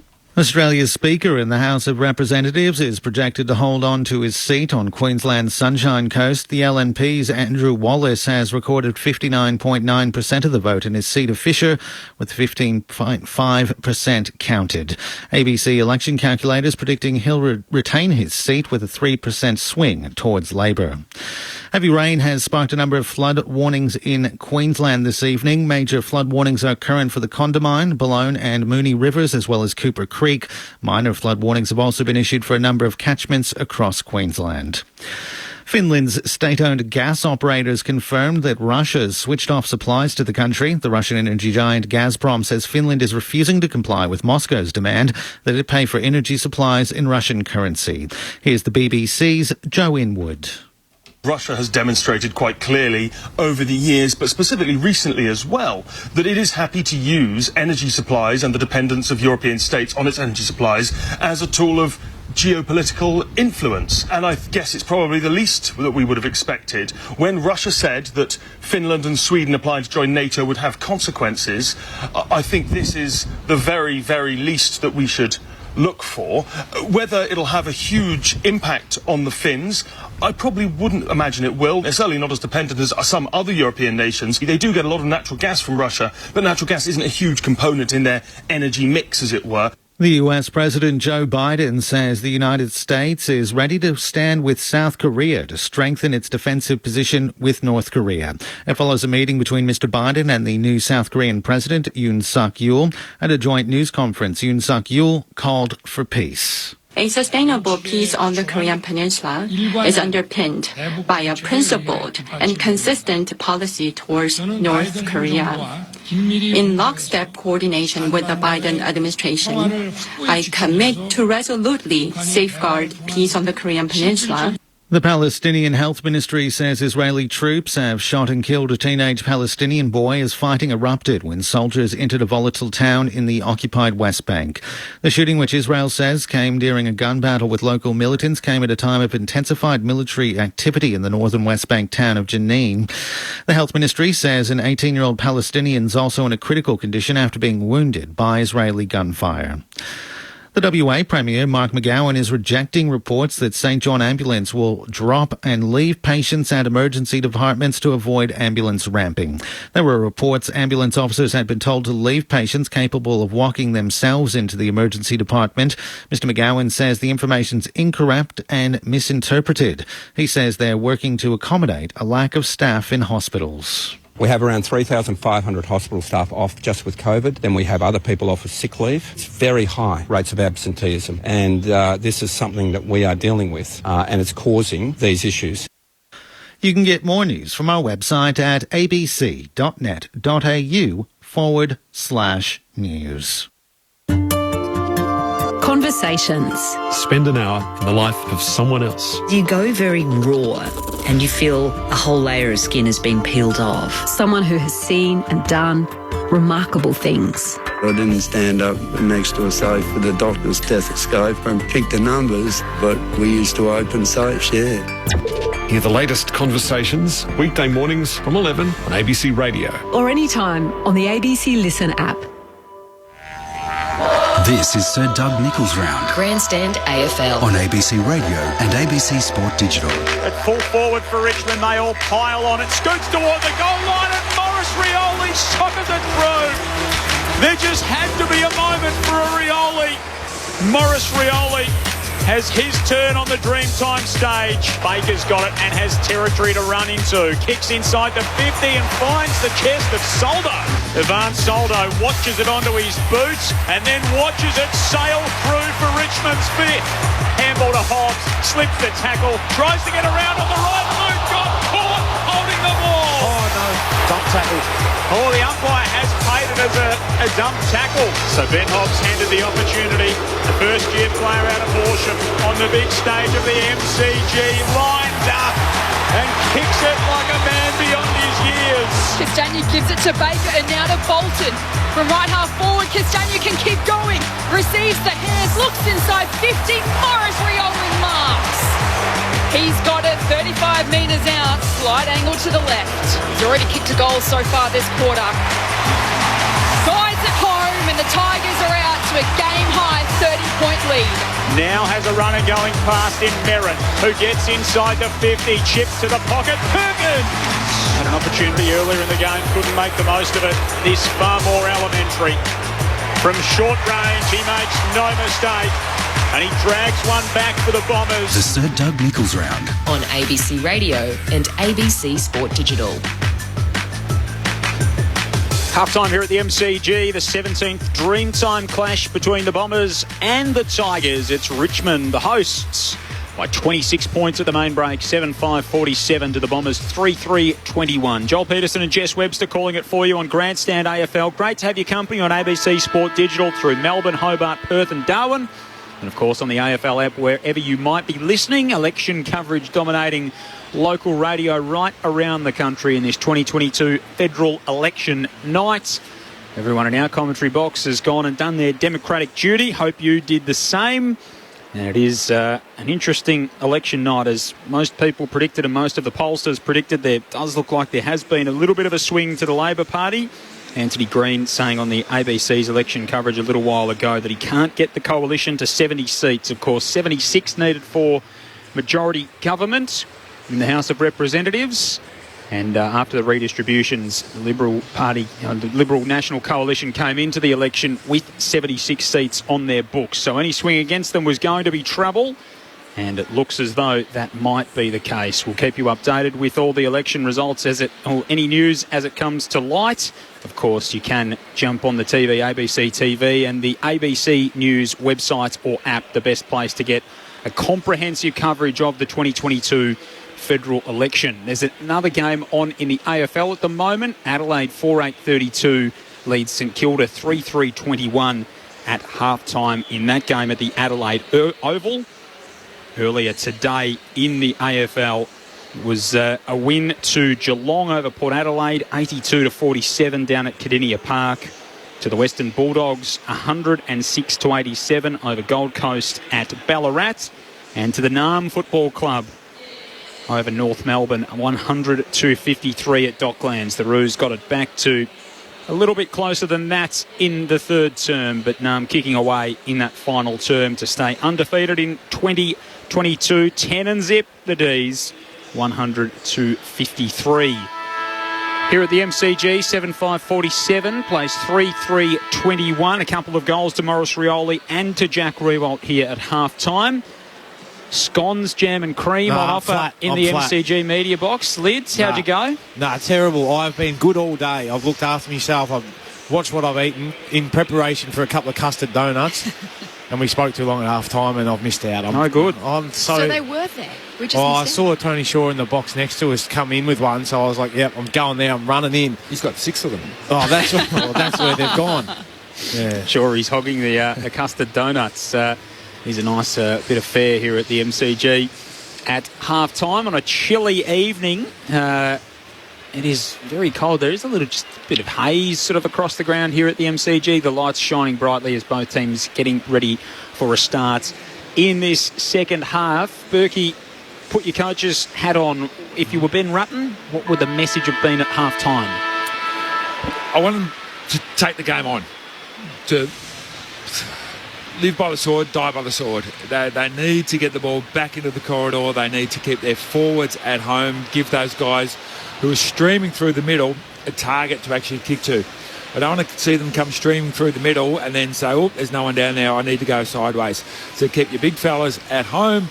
Tell the guys to use the corridor as much as they possibly can. If it doesn't work out and it turns over, well, you know what, you're defenders. You need to do your job and actually defend. So let's take this game on and see what happens. And the Tigers have been pretty imposing to half-time, Lids. They need to, I guess, they haven't really needed too much out of Tom Lynch, who's been the mainstay inside the forward 50 in the last few weeks. Looks like there's a bit of scope to raise that ceiling a bit for the Tigs. Yeah, I think he's played his role in terms of giving them, a target up front, but he's also given away a couple of free kicks and cost poor old Robbie Tarrant his first goal in Tigers colours.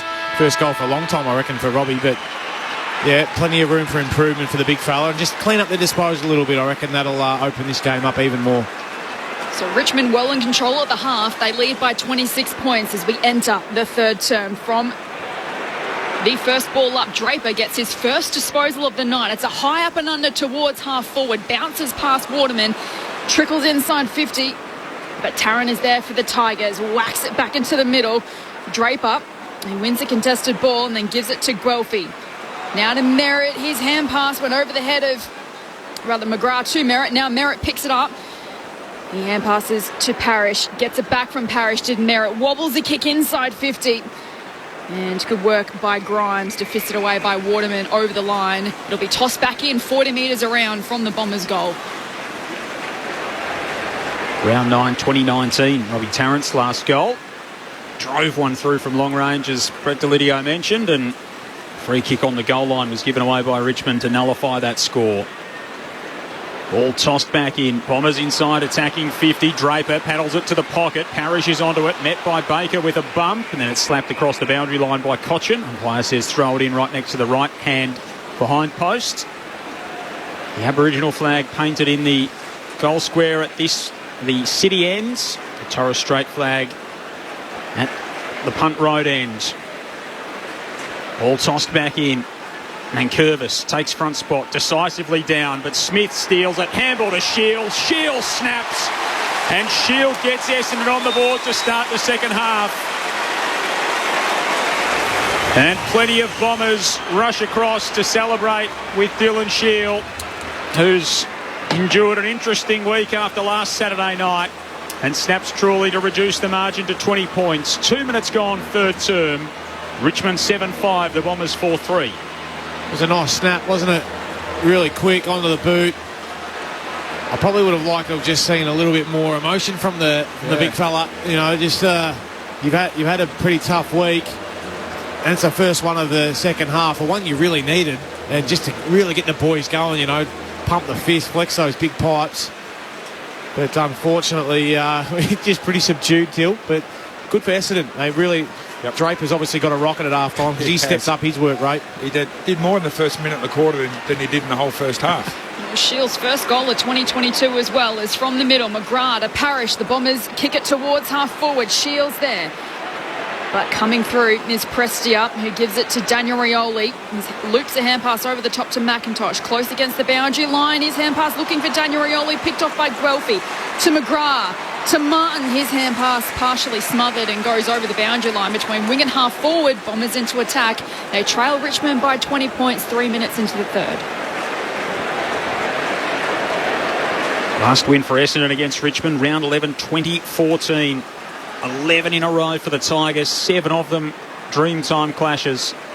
Ball ricochets around at the stoppage. Prestia slipped over at the critical moment, trying to receive the hand pass from short. It's scooped up by Redmond, kicks a high footy back toward half forward. Nick Martin was up, Cochin took the crumbs. Had to go and get his own handball. Draper sockers it inside the forward 50 for the Bombers. Grimes, handball blind over his head to Smith, who got crunched in a tackle, caught holding the ball. He rode one bump, couldn't ride the second. Dylan Grimes picked him off. Wins a free kick in the back half for Richmond. So Richmond by 20. Grimes from the back pocket. Kicks along to the outer side. Draper rises over the top of Nain Curvis. A little bit... gave away a high free in the end. So advantage paid to the Bombers. To the Tigers, rather. Morris Rioli to Prestia, who gets it back. From the centre square, Morris Rioli kicks towards Riewoldt. Slips through his fingers. Now has to do the work at ground level. Bolton is there. Tries to evade the Kelly tackle. Swung to the turf. Gone. Well, that was probably the easiest mark that Jack had come in him all night. He dropped it, got his man out of position really well, but dropped the ball. Oh, they've worked themselves into trouble here and turned it over the Bombers. Presti has just spiked it inside the forward 50 and blasted it out of bounds on the fall. Shea Bolton had to go back and collect his boot after it was ripped off in the tackle. I reckon if he had his time again, he would have given the hand straight away to Tom Lynch, who was right there, just trying to do a little bit too much. So Jake Kelly's got it for the Bombers. Brings it out of the defensive 50 out toward the southern side. Big pack around the footy. McIntosh does the roving. Hard up against the boundary line. Tries to screw it around the body. Bounces it into the pocket for the Tigers. And Kelly's there to collect it for Essendon. Kicks to a couple of teammates who are lining up in McGrath and Heppel.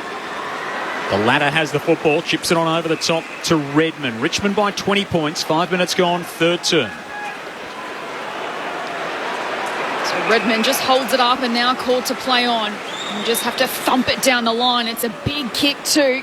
Goes forward of the wing, off hands, Perkins. His hand pass is picked off by Grimes, who hand passes into the path of Lambert. Now releases Cochin by hand. Short kick to half forward. Morris Rioli's marked on the edge of 50. Gives it to Martin, who has to hand pass back to Rioli. They're under pressure. Now hand pass out wide to McIntosh from 50 metres out. Has a shot at goal, but it's marked on the last line of defence by Laverty. Laverty short to Kelly. Goes short, finds McGrath with Bolton closing in. McGrath outside the defensive 50 to Perkins at left half back for the Bombers. I reckon Rioli knew that he shouldn't have given that handball, but it was Dusty Martin running past, so he just did it anyway. Yeah. Nathan Burke and Brett Delidio, your experts on Grandstand AFL. Long kick up the line from Perkins. Tarrant at the back for the Tigers on the southern wing. Handball found Floston. And now to Rioli, who arches the back and runs away from a couple. Links up by hand with McIntosh. Kicks high inside the forward 50. Knocked away from Lynch. Martin in the pocket, runs toward the boundary, hooks it back to full forward. Revolt flies, can't take the mark. Edwards, the crumb, dribbles it toward goal. Redmond got back there and claims he got a hand on it. They'll send it upstairs. Well, I hope Redmond did get a hand on it, because he was the only one in the goal square and he tapped it through. The goal umpire's not sure. It was less than convincing. It certainly didn't convince... Well, it did convince the goal umpire to an extent, because he's called it as the soft signaller behind. So they'll need to be able to overturn this and say that Redmond definitely didn't touch it. He's had a complete and fresh area if he hasn't touched it, because it was only he and the ball in the goal square. He probably had a bit more time than he thought. He's reaching that right hand out as it rolled along the back of his wrist there. He might have missed the ball and it's hit the back of his wrist. Very lucky. As he's rushing back to the goal square at that Punt Road end on the Torres Strait flag painted in the square. We know we don't have Snicko. Can you have a Snicko on the hand or just a post? It is a behind. There we go. 7.5 gone, third term. Richmond's lead is 21. So Redmond now with the kick-in duties. Scoots away and then from the back pocket kicks long down the line. Francis got fingertips to it. Now Durham at the fall of the ball. His hand pass looking for Hobbs. Missed the target. Martin spun in a 360. It spills to Gibcus, who hacks a kick towards half forward. Redmond with the touch. Bolton stayed down. And then he collects from 35 straight in front. Nope. Hang on, Jess. Free kick against the Tigers and 50 metres paid because Bolton decided to kick the goal that he wasn't entitled to. Well, I think it was a hold by Jack as Bolton was running past him. It was an attempted shepherd but turned into a hold. So Laverde will take it from the centre circles. And now the ball's being directed to go back to the umpire for goodness knows what reason. A blood rule. Blood rule. Is that Jack coming off? Yep. He's had a bad 30 seconds, Jack. Gave away, stopped his teammate from getting a goal and got some blood. Get Karen Peterson to keep an eye on that. I was going to do it at some point. I'll put my hand up there. Laverde kicks inside the forward 50 now for the Bombers. Puts it to full forward through the back. Right, a quick handball. Trying to find Francis. Nankervis locked up. Brian and Francis both there. At full forward for Essendon. Will have a ball up. They trail by 21 points. 9 minutes gone. Third term. Tigers led by 26 at the half. Nankervis tries to soccer it clear of the contest. Putting his head over it is Broad. He can't wrench it free. He's tackled by 3 or 4 Bombers and brought to a halt.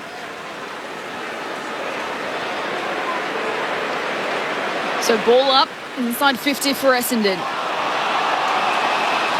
Good tackle laid by Brian against Nankervis, and we'll do it all again. 35 metres out from goal. Don't know why we ever changed that rule. Yeah, on the same. I was just thinking that. So umpire this time's plucked out a free kick going to Richmond. No, the other way. Which way? The umpire did signal the way of Richmond, but in fact it's going to go to Essendon. The Tigers fans are irate, and Brian will have a shot on goal 35 metres out directly in front. I've got no idea what that was for. There were 2 rucks pushing and shoving each other. He's holding his jumper pretty clearly there. There you go at the front. That free kick we were talking about, Berkey, is that the ruckman can just grab it out of the air now. It used to be if you grabbed it, you had to get rid of it. So Nick Bryan, the 20-year-old, hasn't kicked a goal in AFL footy yet. The Essendon VFL best and fairest winner slots it. As his teammates come from everywhere and there's push and shove as well. Plenty of feeling as Nick Bryan kicks his first goal in the big time. Now, what I loved about Essendon in that particular play there, Laverde got a 50-metre penalty from his half-back line, marched up to the middle of the ground. He bombed the ball to 15 metres out from goal, where Essendon were able to keep it there. It was on the third bounce that the umpire paid the free kick. In the first half, when they got the free kick in the middle of the ground, they went sideways. And they kept going sideways and never got the ball to that dangerous spot. These days, it is so easy to get a free kick. As we saw there, Nankervis just a bit of a tug on Brian's jumper, and the umpire sees it, gives a free kick. It is so easy to get a marking contest free kick. So why wouldn't you get the ball to that 15 metres out, keep it there for 10, 15 seconds, 3 or 4 plays, get yourself a free kick? So completely change of play from what they were doing in that first half. Nathan Burke, your expert on Grandstand AFL. The scene's so jubilant, the Richmond players just wanted to join in the celebration. 15-point lead to the Tigers. McIntosh out wide, kicks inside the forward 50. Lynch front spot, no mark. Tigers fans want a free kick. They'll get it because Kelly's been caught. It's holding the ball against the Dons defender. Again, there's a bit of feeling being exchanged inside the 50. And Tom Lynch will go back from 35 out and try and get an instant response for Richmond. Well, I can tell you from experience, Joel, that the bloke who's instigating a couple of those is little Fox Terrier and Jaden Short. He's never short of a word, doesn't shut up, in fact. And he's out there really enjoying it and getting under the skin of a couple of these Essendon players. So Tom Lynch hasn't kicked one on the night. He's missed a couple of chances. He misses another one here. Margin 16 points. Let's get downstairs on the boundary. Kieran Peterson. It is getting very, very loud down here, guys, on the boundary. Not too much of a concern for Jack Riewoldt. He looks like he's split the webbing in his right finger, on his right hand, rather. I'm just watching Archie Perkins come off the ground, though. He's gone straight down the rooms of the dock. Hey. So meanwhile, from the kicking, Cutler down the line. Draper's risen high and taken a big grab. That'll lift his confidence. Had a quiet first half, Draper. As he kicks long down the line, it's all Tigers though. Nankervis marks easily, uncontested in front of right, and then quick to kick it laterally. And it just got to Broad in time as Redmond applied the pressure. Broad chips short. To find Short, who's marked in the bullseye here at the MCG, and that's a lovely delivery to half forward. Finds Castagna 55 from home, gets around Guelphy on the mark. From the paint of 50 to it, hot spot, but it's all the Bombers. And Durham at the fall of the ball, hacks a kick outside, defensive 50, bounces off the chest to right, spills to Baker of the Tigers. Handballs backwards to Kotchun, who gives it to Short. That's a high up and under to the pocket to a pack. It spills to the fall of the ball. Bolton gets around one, and this time nails the goal. Richmond moved to 8-7-55, Essendon 5-3-33.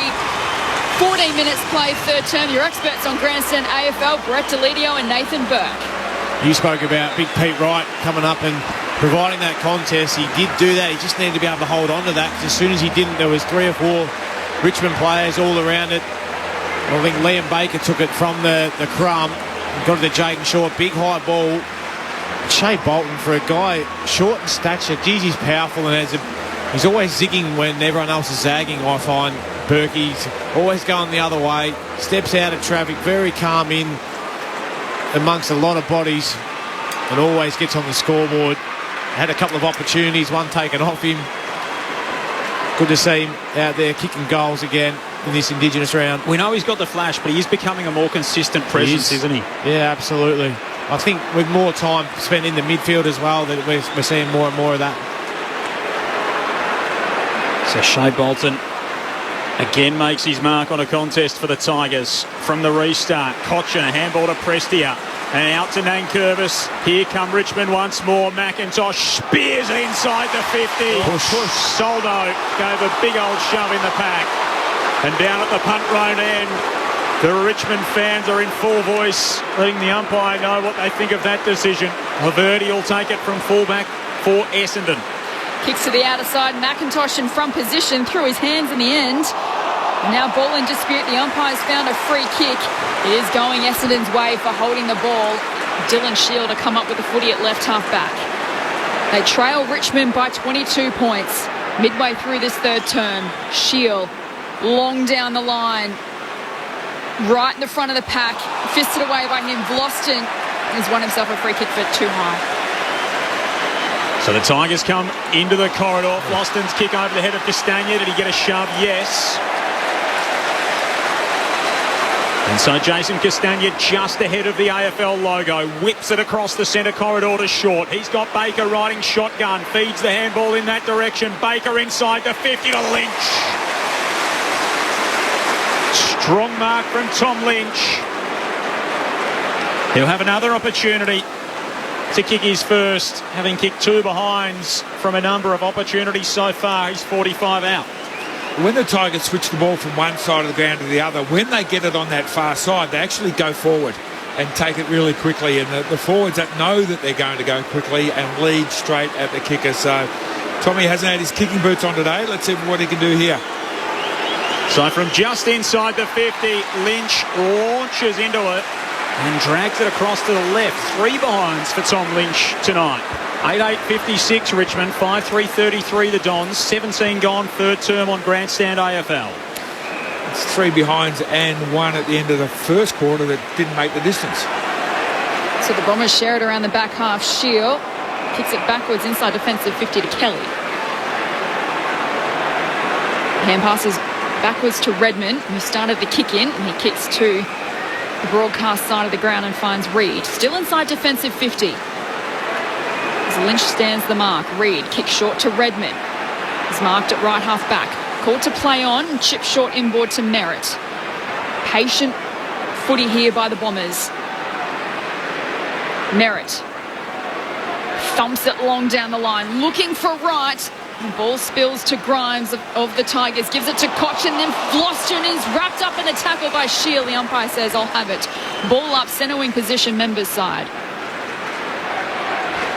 8-8 plays 5-3. Joel Peterson and Jess Webster calling it for you on Grandstand AFL. Nathan Burke, Brett Delidio, your experts. Soldo slaps it down in ruck. Prestia wheels away from the stoppage. Got the handball away under pressure from McGrath. Inboard, Castagna fed it to Martin. His handball ricocheted around through the centre. He ran onto it. He kicks inside the 50. Lynch is out the back here. It's through Reed. And Lynch waltzes into an open goal and hits the base of the post. He's got his shoes on the wrong foot. Nothing's going right for Tom Lynch. 4 behinds on the night. Richmond's lead out to 4 straight kicks. He's kicked 17 goals in the past 3 weeks, Tom Lynch, but hasn't got the kicking boots on tonight. Again, a let off for Essendon as Heppel brings the ball in. Long kick out in the right direction. It's fisted away from him. And Reed made sure he found the boundary line. Wasn't called deliberate. Throw in. 70 metres around from Richmond's goal. They lead by 24 points. 19 minutes played, third term. Let's go downstairs to Karen Peterson. Good news for Bombers fans. Archie Perkins has come back up from the rooms. He's had his test run along the boundary, given the thumbs up to the doc, so he should be right to come back on fairly soon. Thanks, Kez. At the stoppage in front of the interchange gates, Bryan takes it out of ruck, slams it forward for the Bombers. Hobbs was up to meet it with half his jumper hanging off. Got it to Parrish, got it to Martin, to Merritt inside the forward 50. Gibcus leads the race to the ball, opposed to Draper. Draper half tackled him before realising the ball was nowhere in the vicinity. It's chased out toward the boundary at the junction of the arc and the 50. Or in the arc and the boundary. It'll be thrown back in. 19 and a half minutes gone in this third term. Dream time at the G in front of a heaving crowd. 24 points the margin the way of Richmond. Essendon have kicked 2 of the 3 goals here in this term. Merritt at the stoppage. Handball to Parrish. His handball stolen by Castagna. Loops one over his head to Ross, who's under pressure for the Tigers at half-back. Handballs along the boundary line. Looking for Short. Keeps it in and then kicks it into Laverty. The 2-15s jawing at one another. And a throw in front of the Essendon bench. He's still going, Jaden Shortley. That's it. Out of his weight division a little bit there, I reckon, but he wouldn't shy away. No, you can't do that much in today's game, Berkey, I don't think, can you? No, you can mouth off as all you want. Nothing's going to happen. Umpire spins the ball back into play. Bryan against Soldo. Spills to Perkins. Rush kick towards half forward. Over the head of right. It bounces inside 50 for Essendon, but Daniel Rioli's there for Richmond. Hand pass to Baker. He goes back to Daniel Rioli under pressure by Draper. Hand pass to himself in the end. Recollects. Has a bounce. Hand passes to Edwards, who loops it over the top to Baker. From right half back, he has a fumble and then is tackled by Durham. What will the umpire say? It's a ball up between wing and half forward. Essendon's half of the ground. That was a good tackle. Really good tackle. And having a good year, Sam Durham. The rucks don't get there. Bryan sockers it off the ground at the ball up. Spills to Baker at half-back for Richmond. His handball slapped down by Perkins. Kept in by McIntosh at right half-back for the Tigers. Kicks around the southern wing. Laverty leads the race to the ball and takes a good juggling mark, falling to the turf. Centre of the southern wing. Under the bright lights of the MCG on Saturday night footy. Laverty kicks the Dons to half forward. Wright's in the pack. Waterman does the roving. Hooks it around the body on the left boot and finds Hobbs. 5 in from the boundary, 30 from home in the left forward pocket. He's got the Tarzan jumper on. He's exploded out of it, you're saying, Berkey. This is what you find in your first year, is that you can drop into little holes and people almost disregard you a little bit. And I'm not saying that to be disrespectful. You just find yourself in little areas. You run to odd places compared to what you do when you learn the systems. So Ben Hobbs kicked a big goal in the second term for an important one here in the third. He's endearing himself to the Essendon fans, the young fella out of Horsham. A couple for Hobbs. Both of them important in the context of the game. His second reduces it to a 3-goal margin. 6-3-39 to the Bombers, or to the Tigers, 8-9-57. 23 minutes gone, third term on Grandstand AFL. Nathan Burke and Brett Delidio. Surely someone can get out there with a new jumper for him, Berkey. It's been like that for 10 minutes now. Little off-the-shoulder number from Ben Hobbs. You would have thought the runner, as he's coming out, could just bring one. I guarantee you that they should have two, at least. But a nice finish. He's done that from both ends of the ground now. Big goals that his club has needed and knocked them both through. Yeah, important they've stayed within that 3 goals. They haven't let it slip away. Back in the middle, Nankervis with the tap, but it's sharked by Parrish. His hand pass to Draper, who tried to go back to Parrish, but it's picked off by Nankervis, who kicks out wide to McIntosh. Off hands. Parrish thumps it towards half forward. Tigers with the numbers. It spills to Baker, who hand passes to Vlosten, who then gives it to Prestia. Nice delivery to Ross in the middle of the ground, although he dropped it at the last moment. Good enough to get the hand pass off to Prestia. Beautiful pass inside 50. Rewalt's got it. He's marked 40 metres out, slight angle to the left. Probably had Camden McIntosh only about 20 metres out, but as all good full forwards, would you say, Bergie? Just not quite ready to kick it. Yeah, okay, Yep. Big fella. I've seen that before. Been on the end of it myself. But he'll go back and knock this through. That was a beautiful kick from Prestia. It's a nice transition from the Tigers. This to send it back out to a 4-goal lead. Rewalt guides at home.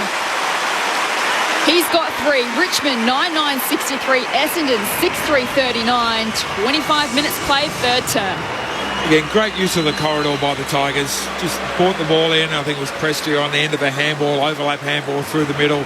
And Jack, just a smart forward. He led straight up and then darted to... He realised that the space wasn't in front of him. There was players in front of him, so darted out to the right. The kick went further out to his right, and pretty much an uncontested mark inside his forward 50 on a 45-degree angle, and Jack eats those sort of goals for breakfast.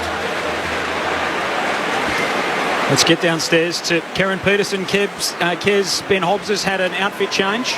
You guys would be happy to know he has received his new jumper. More interestingly, though, Tom Lynch went down to the rooms a couple of minutes ago. It's followed by the Doc. The Doc came back 30 seconds later. No sighting of Tom Lynch yet. Jake Arts has not moved on the bench, so they can't be too concerned. Might just be straightening his foot up, potentially. Tom Lynch down there with 4 behinds to his name. Tigers take it away from the middle. McIntosh pokes it inside the 50. Sprawling forth is Rewalt to mark down low just inside the arc. And then Curvis ambles by. Jack says, no, I might go back and take my chances and kick for number 4. I think Big Nankervis didn't see what happened to McIntosh 2 minutes ago, who ran to the same spot and got ignored. Yeah, he thought he'd try it. Wasted energy. So Bill Moore played for St Kilda and kicked 735 goals in his career. A goal here to Rewalt would pull him even in 17th all-time on the VFL AFL goal-kicking list. And that won't do the job for Jack. It was left all the way. A minus score. 25-point margin the way of the Tigers. 25 minutes gone in the third quarter. Just got a little bit too close to the player on the mark then, did Jack, but made the distance easily. Worried about the distance, if you ask me, Berkey. Yeah. He strolls in very calmly for his Always shots. has, He doesn't get a lot of momentum behind it, does he? How many 50s are they giving away now? Is that? Yeah, so Hines short to the back pocket to Merritt, and Rewalt moved on the mark. So it's a 50-metre penalty against the Tigers. Merritt's marched. I think Jack's given away 3 himself. Do they find players for that internally? It used to be your number either side of you would be going down to the bay at 6 o'clock in the morning. Merritt to half forward, right crashes the pack. Parrish collects, kicks inside 50, but again Tigers through Gibkiss and Nankervis can repel, although that ball's going to come straight back. Falls into the lap of Redmond, who's got it 2 kicks from goal. Richmond lead by 25. Not long left in this third term. Redmond shifts short towards half forward. Set a task down there for Smith, and Tigers with the numbers killed the contest and sent it over the line for a boundary throw in 15 metres around from Essendon's goal. Parish is up to 28 possessions now. Merritt with 19, Prestia with 25, and Baker with 24. Ball to be tossed back in across half forward for the Bombers. 25-point margin. Can they eat into it here? Bryan gets a kick inside the forward 50 for Essendon. Prestia handball to Baker, who's walked across the line. It'll be thrown back in.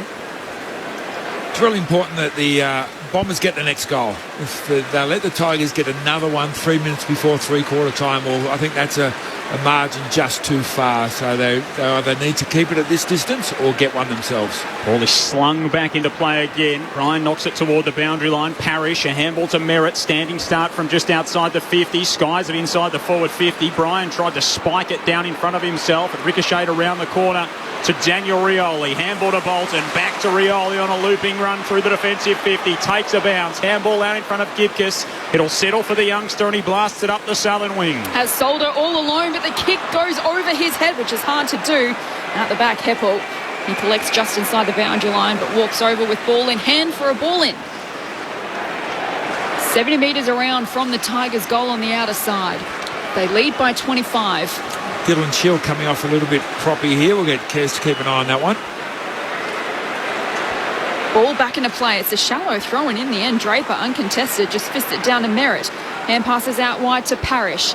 Sends it to a 2-on-1 contest, favouring the Tigers, and Broad with the mark at right half-back. Let's get down to Kez. Kez, the sub's been made for the Tigers. Yeah, it has, guys. So Jake Arts has entered the game, but it's not for Tom Lynch, who originally came off injured. We think it's for Kane Lambert down here, so I'll keep you posted. Yep, it is for Lambert. 8 disposals, who's come up on the champion data screen as being out of the game. Of course, he's dealt with injuries with his hip in the last little while. Richmond generates some overlap run. Kick up toward half forward from short. He's picked off by Draper. Handballs into the defensive 50 now for Hines. Into 2-year extension to his deal during the week. Chip to the back edge of the square for Merritt. Richmond 9-10. The Bombers 6-3. Essendon with 3 goals 2 here in this term. Richmond with 2 goals 5. So Merritt flares it out wide and finds Heppel, who's marked centre wing. Chips back inboard to Merritt, who's marked near the AFL logo. Again, a patient build-up here from the Bombers. Merritt now goes for a run and then delivers to a packet half forward. Nane Purvis marked at the back and chips inboard to find Floston inside the defensive 50. So Floston has it for the Tigers. He'll kick across the defensive goal face now to Tarrant, who's got Gibcus running on. Goes further than the Ballarat product to the West Australian in McIntosh, who marks in front of a fellow Sandgroper in Guelphy. McIntosh wheels away, gets onto the right boot, sends a flat kick to half forward. Great mark to Stania, backing back into the oncoming traffic, pulls it in high above his head. He gets onto his right boot as well, kicks inside the forward 50. Bolton up, over the top came Lynch, neither could pull it in. Inside forward 50 for the Tigers. A couple of flyers, no one on the end of it. I think that was big Soldo. Soldo. He had a good piece of it. And a ball up inside forward 50 for Richmond. Draper takes it out, kicks smothered, spills to the boundary line. Castagna's kick run down by Reid, over and out, throw in left forward pocket. Tigers deep into attack, up by 25.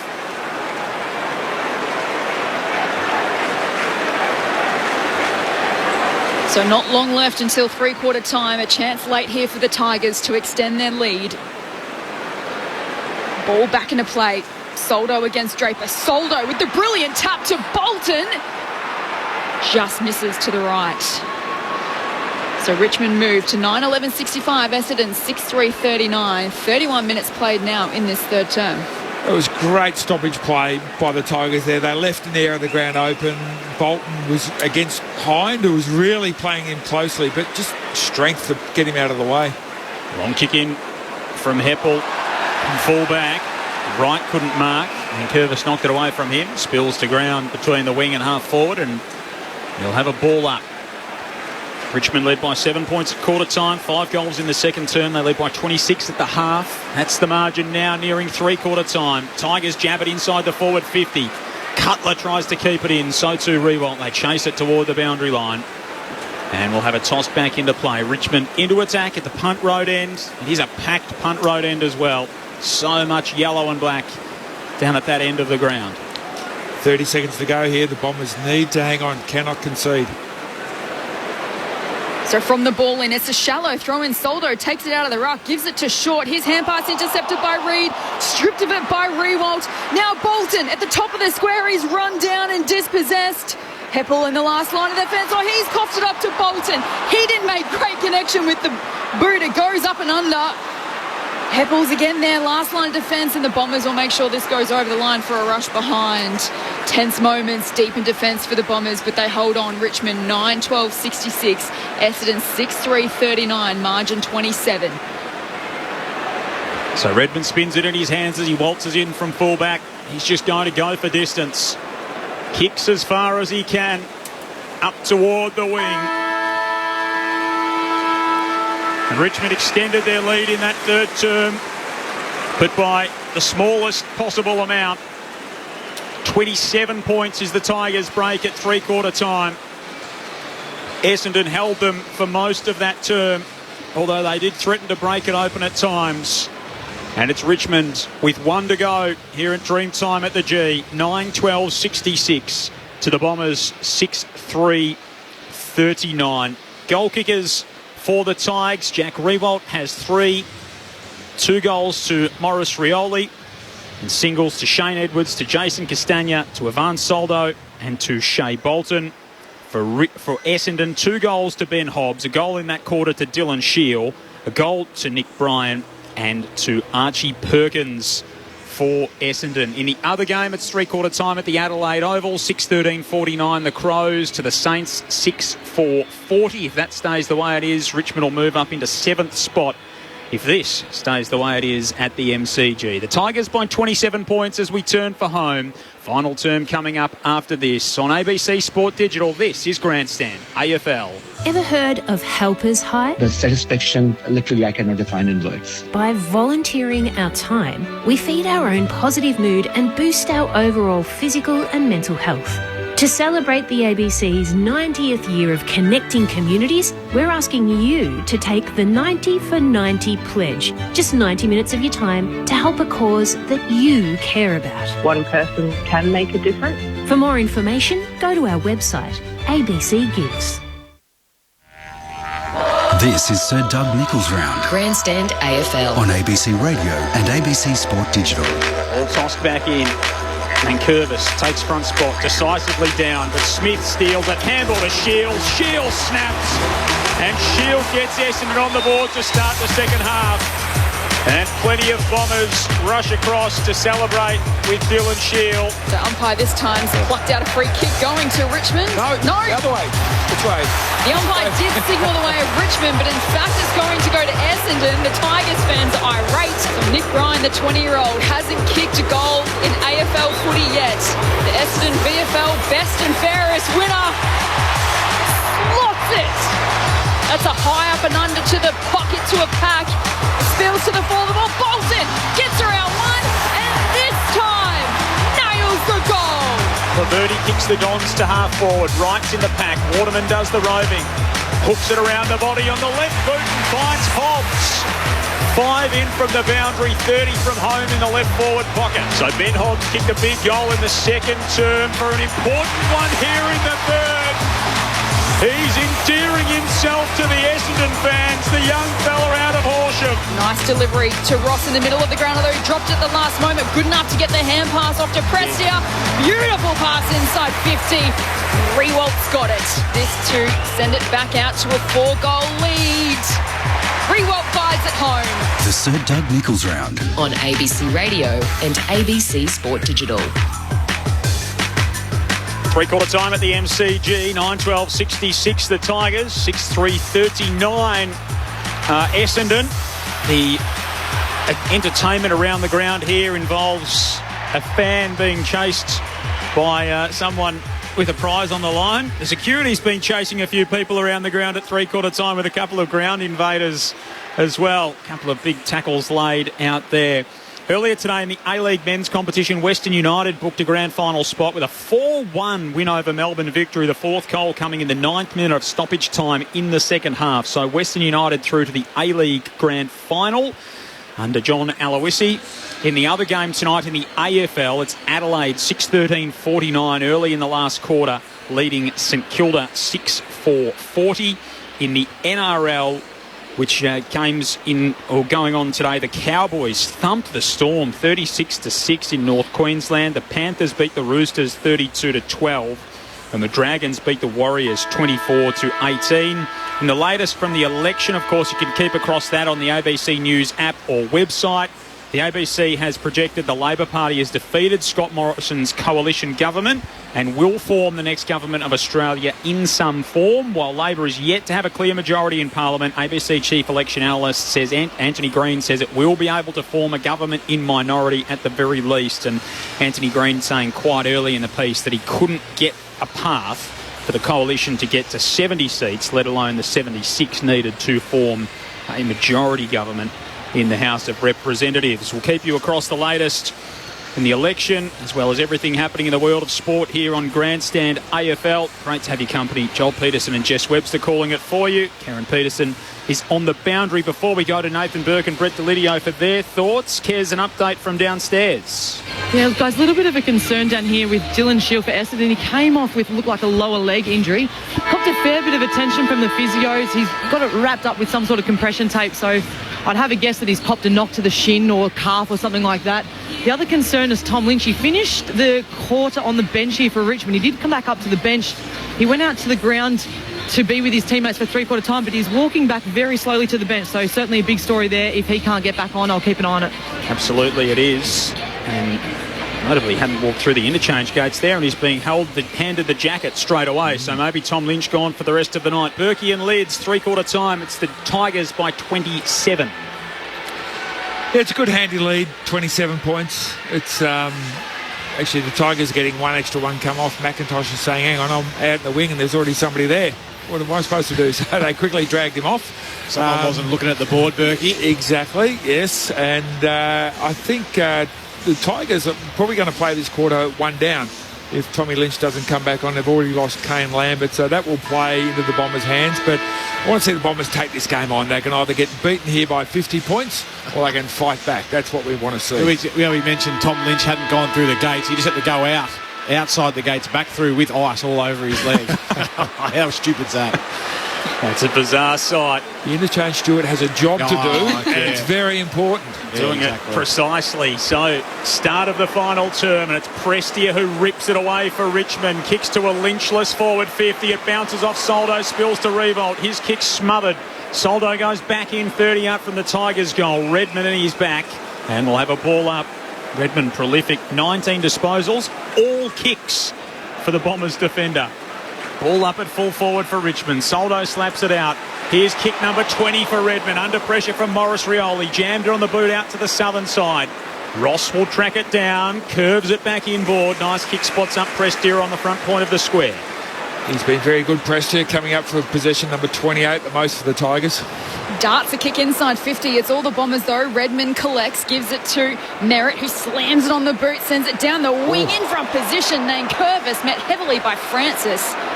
And it will be a free kick to Nankervis, as again there's a bit of push and shove behind play. Well, Francis kicked the first goal for the Bombers, has had not one other kick since that time in that first quarter. So Nankervis flares it out wide to Gibcus, who's marked in front of the Shane Warne stand on the outer side. Just bangs it towards the 50 to a pack. They all fly out the back. Laverty gives it to Hind. The Bombers are away. Kicks out wide to Wright, but it's fisted away by him. But there has been a free kick going the way of Wright, I think, for a chop of the arms. So against Grimes, Peter Wright chips short to Redmond inside the defensive 50. Redmond, who gave off a handball a couple of moments ago, goes with kick number 21 straight down the pipe and finds Waterman in the centre circles. What are you waiting for? Waiting for every Richmond player to get in front of you. You mark the ball in the centre of the ground, go. The lefty launches inside the forward 50. Francis set a task. Tarrant stands strong in front of him. Francis knocked it out of the hands of Robbie Tarrant. Guelphy collects in the pocket. Loops the handball inboard. Draper uses his soccer skills, the big man, to get down low and try and tap it in. But it slid off the boot and away to the right-hand side for a minor score. 26-point lead. The replay of the infringement upon Tarrant shown on the big screen, and the Tigers fans not too happy. Loston to short to Prestia, who's marked left half back. Kicks over the top to Short, who kept running. In a bit of space. drives it long down the either side. Soldo, he can't complete the mark. It spills to Heppel. It gives to Parrish, who hand passes to Durham. His kick towards half forward at the feet of Waterman is pushed out of it by Vlosten, who won the footy. Hand passes to Martin, who has a bit of room to move at half back and then sends it out wide where Edwards is marked at right half back. Long kick down the line. Beautiful kick, beautiful lead to Rewalt, who's marked just in the field of play. His hand pass, though, misses. Dan Rioli allowed Shield to come in. He has a fumble, can't collect. And eventually Hine just walks over the boundary line, and that is a free kick for insufficient intent. So Daniel Rioli's going to have to go behind his mark here. Wanted to chip it to Bolton, who was alone in the forward pocket. At the junction of the 50 in the boundary at right half forward, Daniel Rioli has got the ball in hand. 3 minutes into the last term, Tigers by 26. Goes to the pocket. Rewalt almost dragged in with one hand. Couldn't quite. Brought to ground was Arts inside the forward 50. Then Rioli ran straight at the boundary, pushed out as he kicked over the line and out of bounds on the full. So a penalty free kick will come to Laverty of Essendon on the last line. Richmond 9-12-66, Essendon 6-4-40. Margin 27 points at three-quarter time has been narrowed by one behind.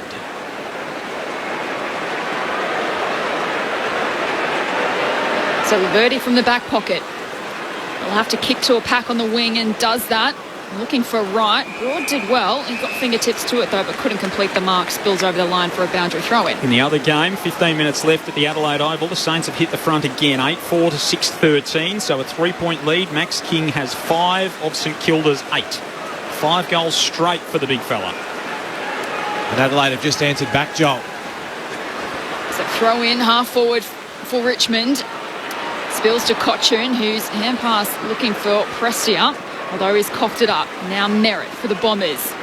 Drives it down the line, over the head of Wright. Waterman out the back, he can't collect, overruns it. And then there's a free kick off the ball going to Hobbs. Advantage paid to the Bombers. Waterman from the pocket. Just what the Bombers needed to start this final term. Richmond 9-12-66. Essendon 7-4-46. The margin back to 20 points 5 minutes into the last. There's some good hands in there for Essendon. Their ability to go forward with it. There was a free kick paid for too high, I reckon it was to Hobbs. The umpire just kept watching to see whether Waterman could actually collect. And he got some space and time. His ability then to knock it through. Pretty good running towards the boundary. Left foot snap. Had a relatively quiet night, but good for him to get on the scoreboard. Only 20 points behind Berkey. Still plenty of time. Can we make a bit of a game of this? They get the ball out of the middle here. Get the ball, get it going forward. What they've struggled to do tonight is kick 2 in a row. They've always let the Tigers answer back after they've kicked a goal, so they need to kick multiple goals. Can they muster a challenge in this last term, the Bombers? A clearance from Merritt, but it's a defensive one, picked up by McGrath, who handballs to Cutler, flares it to half forward. Guelphy's there, Baker there as well. A couple of West Australians chase it to the boundary line. It'll be thrown in down in front of Karen Peterson, who's on the boundary for us on Grandstand AFL. Down to Kez. Just confirming, Richmond are down 1 on the bench for this quarter. Tom Lynch is out with that hamstring injury, and Kane Lambert subbed out earlier in the game.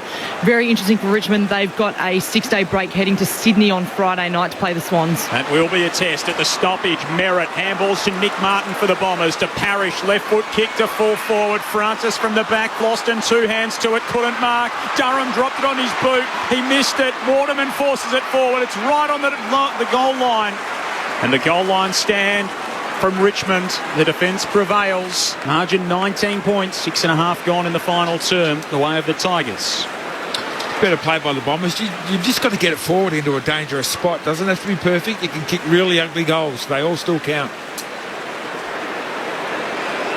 So Vlosten with the kick in duties. Almost ran too far. Umpire let it go. Kicked down the line. Lands into the lap of Rewalt. Turns and goes. Has Nankervis in good position on the wing. Marked strongly. Tigers fans want 50. Nankervis plays on. Kicks inside 50. Soldo out on the lead. Marks 51 from home. It's a bit new full forward if Tommy Lynch's hamstring is a little bit worse than we think. So he's gone back on the mark a long way. Might be lining up to have a shot on goal here at right half forward, 10 metres in from the boundary. You reckon, Jess? If he kicks this, I'll buy you a car, Jess. He kicked Please kick it left, right and centre now. 1 goal in the second term. Confidence is up. Soldo will have to take his absolute best effort. He's given it a good ride. It will fall short, land in the goal square. The players fly up behind at the bottom of the pack, tackle to the ground in the goal square, ball up. Got it further than I thought he would, Berkey. It did give me a little bit of a heart flutter when it came off the boot nicely, but no, sorry, Jess, you're catching the train home. Here is Soldo doing the ruck work at full forward. Prestia tries to hook it over his shoulder inside the goal square. Cutler out toward the boundary line, kept it in. Dustin Martin, handball inboard to Castagna, tries to slip a couple of tackles. Handball back to Cochin. He lost it. Back to Edwards, off the right boot. Shane Edwards to full forward. And it's smashed through on the last line by Nick Martin for the Bombers. A rush behind takes the Richmond lead to 20 points, 9-13 to 7-5. 8.5 gone final term. Cochin a bit inconspicuous tonight. He's had the 19 possessions, only going by 25% by foot, which is a little bit unlike him. So Hine plays in from the kick-in, has a bounce and then delivers nicely to Martin, who's got it right half back on the paint of 50. Called to play on, unsure where to go, and kicks very short to Reid, just the required distance. Dusty's up to 15 possessions now, and he's got himself up to 45% efficiency.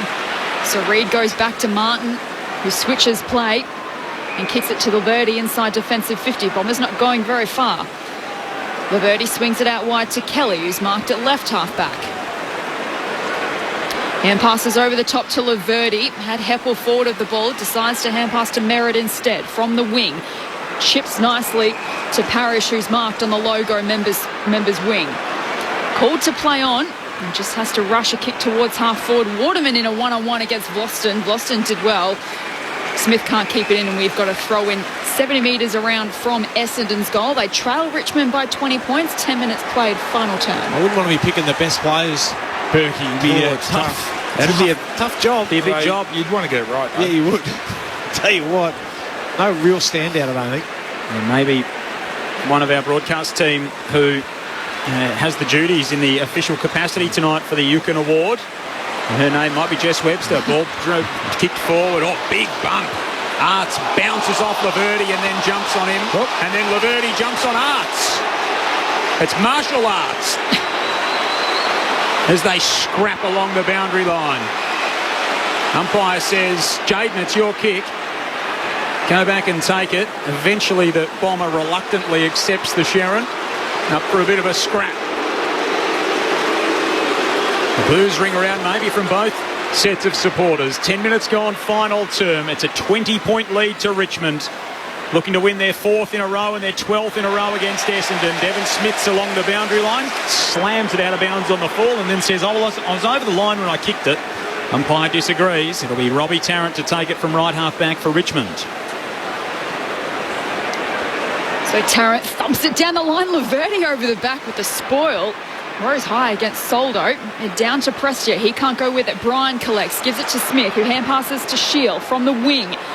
Kicks it into forward 50, but it's picked off by Tarrant of the Tigers, who hand passes backwards to Broad and chips forward and finds Vlosten. Still inside defensive 50. Now from left half back, delivers to the wing. McIntosh has a couple to beat. It's fisted away by him. Durham at the fall of the ball. Paddles it to Hines' advantage, who tries to fend off against Rewalt. And went over the line with ball in hand for a throw-in. Wing position out of side. It's Richmond by 20, 11.5 gone, final term. Soldo and Bryan get set in ruck. So Richmond will stay inside the 8 with a victory tonight. In the other game, St Kilda ahead of Adelaide by 11 points now. And on the live ladder, they're up to 6th. And it's given away at the stoppage by Nick Martin. Taking it away was Prestia. Got it out wide to Dustin Martin. Kicked in board. Castagna couldn't track it down, and Nick Martin's come back the other way for the Bombers. Shoots the handball out wide to Shield, who's stationary on the southern side wing. Pumps it inside the forward 50 and straight to down the throat of Robbie Tarrant, who was dragged down by Peter Wright. Richmond fans want 50. Robbie Tarrant thought it was a certainty. Umpire says, no, Robbie, you'll have to go back behind your mark. Probably should have been a certainty. He's been robbed of a couple tonight, including his first goal since 2019. He kicks up the southern side looking for Nankervis. It's tossed across, or it's knocked across the boundary line and out of play. 20-point lead, Richmond ahead. 12 and a half minutes gone in the final term of Dreamtime at the G. Marks inside 50, 13-4 in favour of the Tigers. Says a lot, that one. They just haven't been able to get really good clean ball inside 50, the Bombers. Soldo with the double fist. But Hind is first there for the Bombers. Tackled over the line for another throw-in. They've advanced forward of the wing and Richmond's attacking half of the ground. Although it's a free kick, in fact, going to Hind of the Bombers, who kicks short to Merritt. To McGrath, rather. Gives it to Merritt, who hand passes and gets the 1-2 back. From the centre square, it's a high kick inside 50. It's off hands and another free kick, this time to Richmond.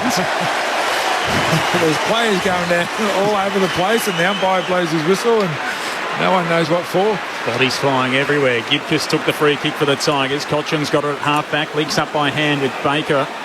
And now on to Short, who knocks the handball over the top to the run of Baker. And he goes forth on to Castagna. Inboard to Soldo. Handball to the ruck. Don't do that. That's not the rule. Soldo goes inside the forward 50. Bombers with numbers around the footy. Running in to Bolton was Laverty. Ball spilt loose. Still inside the forward 50 for Richmond. Arts and Merritt both slide in. Picking it up was Reid. Heppel gave it away by hand. Arts a handball to Bolton. All alone in the pocket to put the game to bed.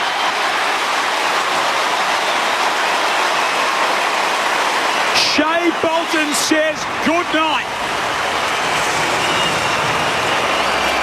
And Richmond back out by 26 points. 14 minutes gone, final term. 10-13, 73 the Tigers. The Bombers 7-5, 47.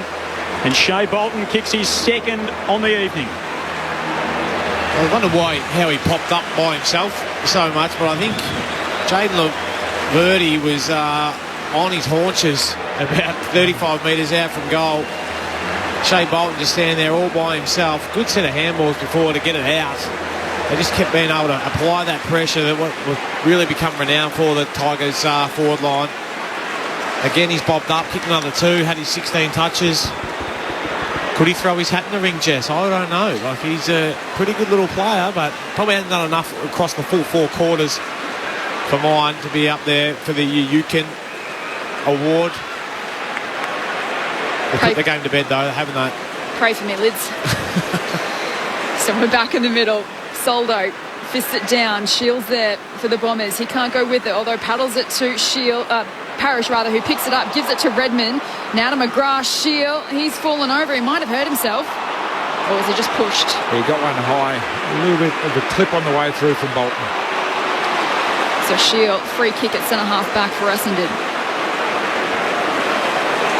Swings it out wide, looking for Reid. It's a dangerous kick though. Nankervis comes in and spoils. Rewalt picks up from 55. Sees a vacant forward 50. Has a ping. It misses to the right. Richmond 10-14, 74. Essendon 7-5, 47. Margin 27, 16 played in the final term. Would have been his 4th there, Jack. Could have got him in the votes, that one. Didn't he? Oh, big fly from Durham over the back of McIntosh. That'll be a free kick. Didn't exactly have a lot of urgency getting back toward goal there, Dylan Shield, after he turned it over. Just a leisurely jog back inside the defensive 50 as the last one getting back there. McIntosh will take his kick from in front of the members. Big crowd in here at the MCG for the return of Dreamtime to this venue. For the first time since 2019, McIntosh goes inboard by foot to Soldo. He goes short to the centre circles for Tarrant. Robbie Tarrant kicks inside the forward 50. Redmond in the hole. Good, strong defensive mark. He has been excellent tonight, Mason Redmond. Coming up for disposal number 24. He's going to repel another Richmond attacking foray. Over 700 metres gained as well, Mason Redmond. And that's a long kick out wide. Good mark by Wright. Again, he holds up the play. Wright from centre wing. Drives a kick towards half forward again. All Richmond standing underneath it is Soldo. Free kick to Essendon though. Perkins was pushed out of it. He's got the ball 60 from home. Kicks inside 50. Durham back with the flight of the ball. Couldn't come down with the mark. Prestia tackled into the ground. Umpire says I'll have it ball up 30 metres out from the Bombers' goal. He's a little bit lucky there, Prestia. He took that tackle on rather than trying to flick out a handball. Some umpires with an itchy whistle would have paid that one. Oh, Draper wins it down, got it to Smith, lost it in a tackle. Right, was he taken high by Edwards? Umpire said it was okay. Scrambled out of the defence for Richmond, at least momentarily. Good tackle from Heppel to lock it in. Shield tried to ride the bump. Handball away was awkward, and a high fend-off's been paid against Dylan Shield. And it'll be a free kick to Richmond on half-back and Ross. So the Tigers by 27. That was their three-quarter time break. They led by 7 at quarter time, 26 at the half, and by 27 now in the other game. The Crows are back in front at the Adelaide Oval. That's been topsy-turvy all the way through. Adelaide by 2 points over the Saints. Long kick to half forward for the Tigers. Cutler and Merritt exchange a couple of hand passes. Daniel Rioli ran past it, picked up by Parrish, flicked it to Nick Martin. Almost ran into Morris Rioli. Bashed forward by Ross for the Tigers. Picked up by Parrish for the Dons. Handball infield to Shield. Now to Nick Martin. Jams it on the boot. Awkward kick to half forward. Run down by Baker. Draper picks up at centre half forward. He's brought down by Baker. Giving away size and weight. Not giving away any effort or intensity. Lays a strong tackle and locks the footy up at half forward for the Dons.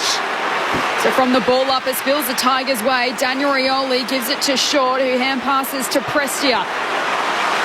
And now gives it off to Arts from the centre square. It's a wobbly kick inside 50, bounces past Barton. Out the back Reid for the Bombers, although he's stripped of it by Riewoldt. Reid goes again, hand passes to Laverty from the back pocket, can scoot away and kick long down the line. Grimes, though, read it best off the boot and beat Francis to the ball and takes the intercept mark. I don't know how Francis can't be, as a forward, in front in that position and let your defender beat you to that ball when your player is the one coming out of your defensive area. Quite frankly, Francis has had an absolute shocker. 3 disposals for Aaron Francis, and certainly hasn't cemented his spot in the side really at any point in his career. Long kick inside the forward 50 for the Tigers. Gets out the back. Reid pokes it short. Oh, he's nervous by foot. Nick Martin gave it by hand to Parrish, who had to do some work in the defensive goal square, and finds a safer option now in Kelly for the Bombers. Let's go downstairs. On the boundary for us is Karen Peterson. Essendon's just made their subs, so Tex Wanganeen comes in. Matt Guelphy has come out. He hasn't spent too long with the physios. Looks pretty dejected at the back of the bench. So the Bombers share it around in the defensive 50. Redmond releases Martin by hand. Kick towards Francis is an absolute beauty. He marks it centre half forward, unsure where to go in the end. Kicks inside 50. And all alone is Wanganeen. The medical sub just kept it in, but not to his side's advantage as Broad picks up. Kicks long down the wing. Morris Rioli in between a couple of Bombers. Couldn't complete the mark. Laverty did well. Tries to paddle to Hines' advantage. And now Merritt can't keep it in. And we've got a ball up right in front of the interchange gates in front of us here on the broadcast wing. Tim Membry goal at the Adelaide Oval. Saints ahead again. 11-6. Plays 9-14 for the Crows. It's been a rollicking old affair between those two teams. Ball tossed back into play. Free kick at the stoppage here. And it's going the way of Draper. From the AFL logo, off to Redmond, almost run down by Morris Rioli. Kicks inside the forward 50 for the Bombers. Broad was across to knock it away. McIntosh to Ross, a shimmy, a shake. He jams it on the boot at half-back. Somehow it's found its way to Cochin. When it's all going your way, it's going your way. Baker a hand pass to Prestia. Now back to Baker through the centre of the ground. Castagna ducks a tackle. It was his own teammate in Daniel Rioli. Came back around in an arc. Got it away to Prestia. Prestia out wide. Numbers all with Richmond. Edwards to Gibcus from outside 50. Kicks to the pocket. Finds Riewoldt. Well done by Shea Bolton there to protect Riewoldt. Got his body in front of Redmond, who was closing quickly, and the umpire, good decision not to play a shepherd. Great ball movement there by the Tigers. 10 marks for Jack Riewoldt. 3 goals, 2 on the evening. Tight in the left forward pocket. Spins it in his hands. Wheels around it. He's done so many times before. And he finds the finish for Richmond. Goal number 735 of his career pulls him equal 17th on the all-time AFL VFL goal-kicking table. And it gives the Tigers a 33-point break in the late stages here at the MCG. 11-14-80 Richmond to the Bombers 7-5-47. 23 minutes played in the final term. Yeah, well, it's a bit disappointing there. Well, I'd like to see Essendon mids probably play it out a little bit more. And I'm not just talking about the defensive spread. They had just numbers in a wave there, Richmond going forward. But then it was even the ease that Jack was able to run around and kick that snap. No one pressured him. No one made him earn that last goal. Just play every minute. Be hard to play against. Start to develop some really good habits. It might not be for tonight, but for the games going forward. So back in the middle, Draper palms it down, but it's sharked by Cochin, who sends Richmond forward yet again. Castagna in a one-on-one, fisted away from him. It bounces past McGrath, and Ross collects, delivers to Rewald in the pocket over his head and over the line for a throw-in. Jack would have been eyeing 5 there. That would have been a snap from 30 metres around. He'd probably back himself in there, dudes. Oh, I would have absolutely put my house on it that he'd back himself. So Richmond by 33. Thrown inside their forward 50. The Bombers kick it out of defence, but it's picked off by Edwards, who marks 55 from goal. Saints have got themselves a 10-point lead now through Max King kicking another one. So Edwards kicks to the pocket. It's all Essendon, though. Cutler marks in the right back pocket. And again, another 50 going against Richmond. That's their 6th of the night. And Cutler will be marched inside the centre square. Dusty just went and stood on the mark, and he just, where he thought the mark was, wasn't where the umpire thought the mark was, and straight away 50. Cutler short to Hobbs. An impressive 10 disposal. A couple of big goals earlier in the game. Spans it wide to Shield, who waited for it, and just as well, it landed in his lap. Shield a handball onto the looping run of Redmond. Disposal number 27 for the number 27 in red and black. Kicks to full forward. Nankervis was up, brought it down at the top of the defensive goal square for the Tigers. Ball spills free. Parrish around the body. Wanganeen on the left boot snaps. Touched on the way through. And a minor score. We're going back to the score review here. A little bit of conjecture. Even Wanganeen is saying it's touched. He's signalling to the umpire that yes, it was touched. He looks pretty clear with things. It was touched by both hands of the defender. Richmond fans not particularly appreciating the process that needs to be gone through. There's no need for the central umpire to come in now. Just let the umpire. Let the goal umpire do their job. Exactly. That's what they're there for. Margin 33 points. The way of Richmond after the rushed behind. 32 in fact, so it's 11-14 to 7-6. The way of the Tigers. Shield has it at left half forward for Essendon. So Shield handballs along the ground to Parrish, who loops a handball over the top looking for Hobbs. Missed the target over the boundary line for a throw-in. Parrish up to 41. Hasn't been overly damaging though for mine. Had 41 of course last year and won the Euken Award in a losing effort over in Perth. So umpire spins the ball back in a play. Draper against Nankervis. It spills to Prestia, and his handball can't find a target either. Goes over the line for a boundary throw-in, 60 metres around from the Bombers' goal. They trail by 32, 26 played final term. But Joel, we have far more knowledgeable and discerning vote givers here in Melbourne than what they have over in Perth. Oh, you'll get some text messages about that comment, Berkey. I'll give you the tip. Ball thrown back in. Parrish from centre half forward, kicks inside the 50. 2 hands to it from Broad. Knocked it down. Perkins tackled by Daniel Rioli. Ball knocked loose in that tackle. Floston inside the defensive 50 for the Tigers. Handball through the traffic. It's still inside forward 50 for Essendon. Still an opportunity to score here. It's knocked toward the pocket. Robbie Tarrant very keen to see it across. It'll be thrown back in right forward pocket. Essendon deep into attack. Paddy Ryder with a chance to seal it for the Saints with a minute to go. Currently they're 9 points ahead. So that'll put them into 5th on the live ladder, St Kilda, with 7 wins on the season. So ball back into play. It spills to Edwards of Richmond. His hand pass to Vlosten.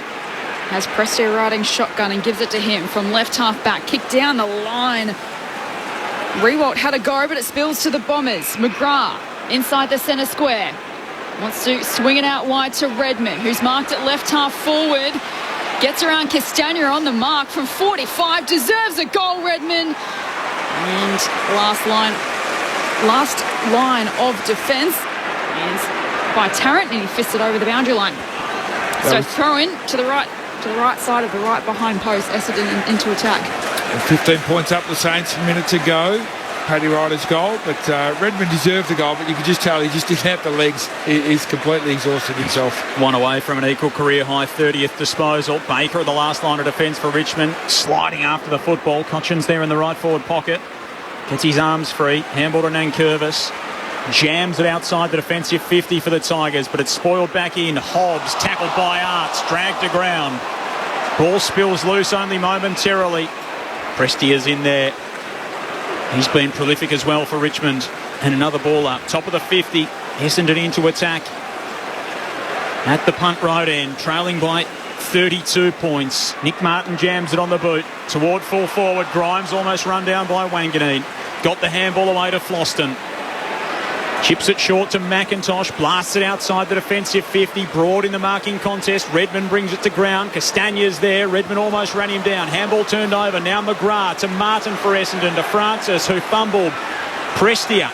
He loops his handball over the top. Peter Wright's trying to get involved. He fumbled as well. Ross goes in. Hobbs goes in. They fight for the football. There's no clear winner. The scrap just drags on into the centre of the ground. Eventually Parrish wrenches at 3. Then Nick Martin has a fumble. Daniel Rioli knocks it toward the wing and almost knocks it over. He does knock it over and out of play. It'll be tossed back in. Well, they're fighting it out here, the Bombers, which is good to see. They're winning the tackle count 61-51. So that'll please them. 32 points the margin. 11-14 to 7-6. The ruck stand on the AFL logo members' side. It's spun back in. Richmond have had control throughout. And Dreamtime's a continuation of a nightmare season for Essendon. They lose their 12th straight to the Tigers, who have won 4 in a row and are a game clear inside the 8.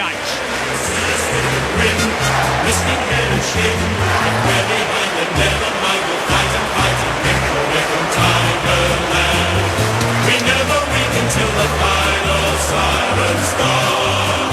Like the tiger of old, we're strong and we're bold, for we're the tiger.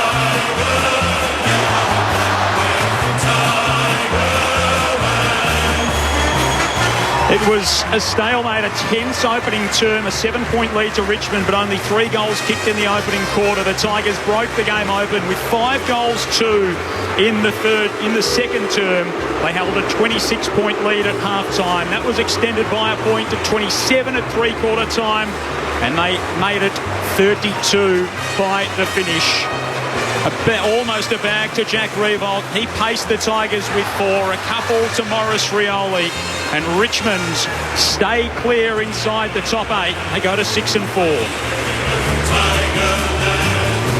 any weather you will see us with a grin, risking hand and shield. We're behind and never mind, we'll fight and win. We're from Tigerland. We never wait until the final silence gone. Like the tiger of old, the strong and we're bold. We're from Tiger, yellow and black. We're from Tigerland.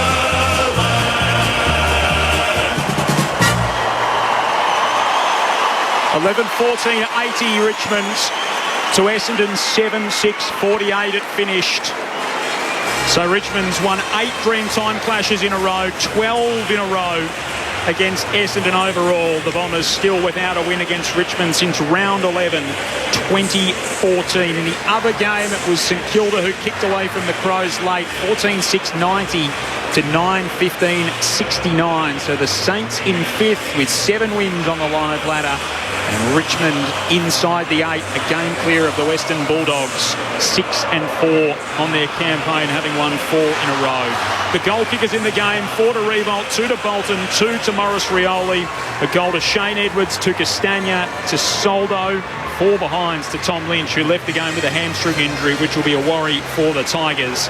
For Essendon, 2 goals to Ben Hobbs, the youngster, the first-year player. Their first pick at the draft last year, was the only multiple goal kicker. Alec Waterman, Dylan Shield, Aaron Francis, Archie Perkins and Nick Bryan with his first goal in league footy. 32-point win to the Tigers with their summation on Grandstand AFL. Your experts, Nathan Burke and Brett Delidio. Well, that's probably where we thought the game would end up. It's the Tigers pretty much had control. They didn't put it away, but they had control of that game. The way they defend is they just forced Essendon to go wide, not get great inside 50s. But do you want to take this, Joel? We listen to the best on ground, see which way Jess has gone. We will. The presentation of the Eukin Award. Let's head downstairs. Which means dreaming. Would you now please welcome to announce this year's award, Auntie Pam Pedersen and Uncle Michael Long.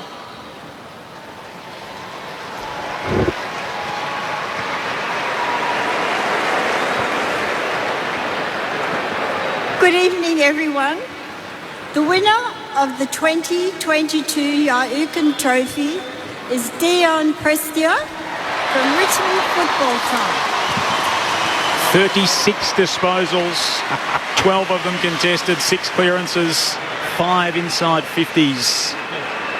I told you Ivan Soldo wasn't going to win it, Jess. I don't know why you voted him. And your 3 votes, like Jess. Thank all the fans. Am I allowed to say? It's amazing having everyone back, and such a great occasion for both clubs, Richmond and Essendon. So just it's an awesome occasion. Everyone involved in the night, it's amazing. So thank you.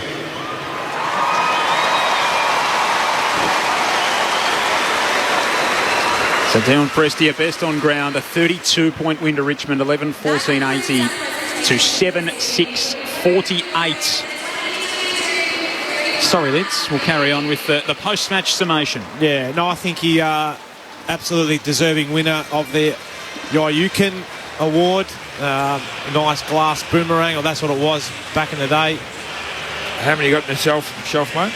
The Richmond Museum's got mine, actually. I donated to those guys to put up and put over there, I suppose, so everyone can go and have a bit of a look at it. I actually think, because they're redeveloping, it's all in storage, to be completely honest with you. But no, Dion, very good tonight. Obviously, had the 36 disposals you spoke about, Joel, but 6 clearances, 6 intercept possessions, 500 metres gain. I thought, Parrish, he's had the 43 touches, but only went at 42% of his 19 kicks.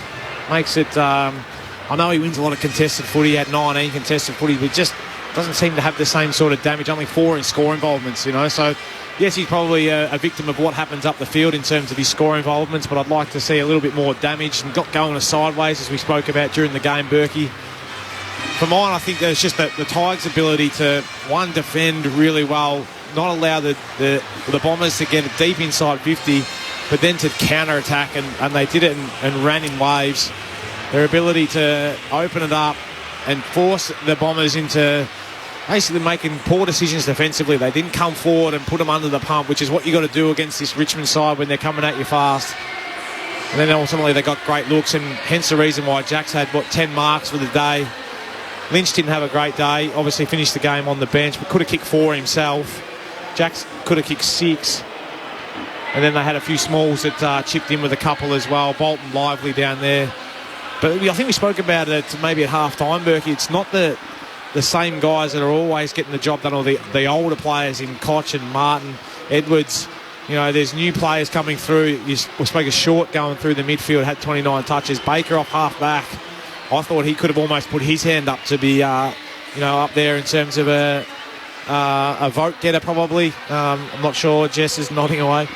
And Prestia obviously up there in the midfield, but Dan Rioli off half-back, I like him as well. Could probably kick it a little bit more, but he breaks the game open because he takes it up to him. So very impressive from that side of things, Berkey. I'll hand over to you to talk more probably about the Bombers, I suppose. Yeah, look, I thought the Bombers had a crack tonight. They were better than they have been so far this year. They won the tackle count 64-51, so that's good. They kept their noses in front. There was really only that second quarter when they had 7 that they let themselves down, and that was when the Tigers actually got their lead when they had those 7 tackles. So hopefully they'll review that and have a close look at that. But the area of the ground that I think really let the Bombers down today, apart from the overall ball movement at time is just too slow and sideways. Their forward 50 was just really dysfunctional tonight. They're lacking a tall, aren't they? Yeah, the Tigers took 14 marks inside 50 and the Bombers took 4. And you got Peter Wright down there, you got Francis down there, the Draper was down there, you got Brian down there. So they've got tools, they're just no good. It's as simple as that. They got Harry Jones, who played in the VFL today. Played in the VFL today, so hopefully he's on the way back because they need it. Yeah, absolutely. Contested marks around the ground, 15-5 in favour of the Tigers as well. Their efficiency going inside 50, they got it inside 50 enough, but it was only 27% scoring once they get it in there. So they really need to shore up 2 things.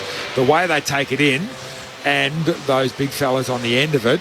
Peter Wright, for some reason, loves getting up on the wing. That's just ridiculous. Well, he's got to be the dump-out player because they are struggling and they're going wide. It's like, well, you go where your mids are going, I suppose, don't you? Yeah, true. If you want to get the ball kicked here, that's where they're kicking it, so you might as well get there. So I don't know what comes first, chicken or the egg. Pete gets out there and they kick it to him, or they're going to kick it there so he gets there. So they need to figure that out. But to me, yeah, they really need to figure out what they're doing up forward because this score that they're kicking, 48 points, that's not going to win you anything at all. So we know the Tigers are a really good defensive team, but 48 points is not going to get you competitive against any other team. 4 marks inside 50 to 14 for Essendon, 15 contested marks to 5, so they just don't have that aerial power that they need at the moment. Especially when Draper doesn't touch the ball for a whole half. Yeah, so that's not good. You look at in terms of their big men, so Draper's taken 1 mark, Francis 3, Wright 3, Waterman, who played forward, 2, Perkins 2. Matt Guelphy, probably among the forwards, or at least going through the rotation, led them in terms of marks with 4. You think about Redmond took 10 and Heppel took 8. So plenty in the defensive part of the ground with that slow ball movement at times, but not a lot up forward for Richmond, who win, or for Essendon, I should say, and they win by 32 points in the end. Richmond, they head to Sydney next week off the 6-day break, as Karen Peterson told us earlier. Essendon to play Port Adelaide next week, and Stringer, Snelling, Langford, Caldwell, Cox. Langford's probably a bit more of a long-termer, and Ridley all out of this Essendon side, as well as Jones, that they'll be hoping to get back in the next couple of weeks. They need all the reinforcements that they can get at this stage. In the other game tonight, St Kilda by 21 points over the Adelaide Crows, 14-6-90 to 9-15-69. So the Saints move into 5th on the live ladder. Richmond in 8th and a game clear of the Western Bulldogs, who are 9th. And in the election, the ABC projects the Labor Party has defeated Scott Morrison's coalition government and will form the next government of Australia. That from ABC election analyst Anthony Green. Among the battle seats, Goldstein's gone the way of Zoe Daniel, the independent candidate, so that's been taken away from Tim Wilson, and Josh Frydenberg looks like he's in a battle to hold on to Kooyong as well. So it is going to be interesting to see how the election night scuffle unfolds. Richmond by 32 points here at the MCG, 11-14-80 to 7-6-48. Let's go down into the Tigers' rooms. Carlton's AFLW captain Karen Peterson is there for us. Kez, it's not a hugely buoyant Tigers crew. It's sort of business as usual. A 12th win in a row over the Bombers. Very much business as usual down here, guys. Richmond led in by Shai Bolton. Boys getting huddled up here, ready to sing their song. 32-point winners tonight over Essendon. Having a good chat about it before they get going. Here we go.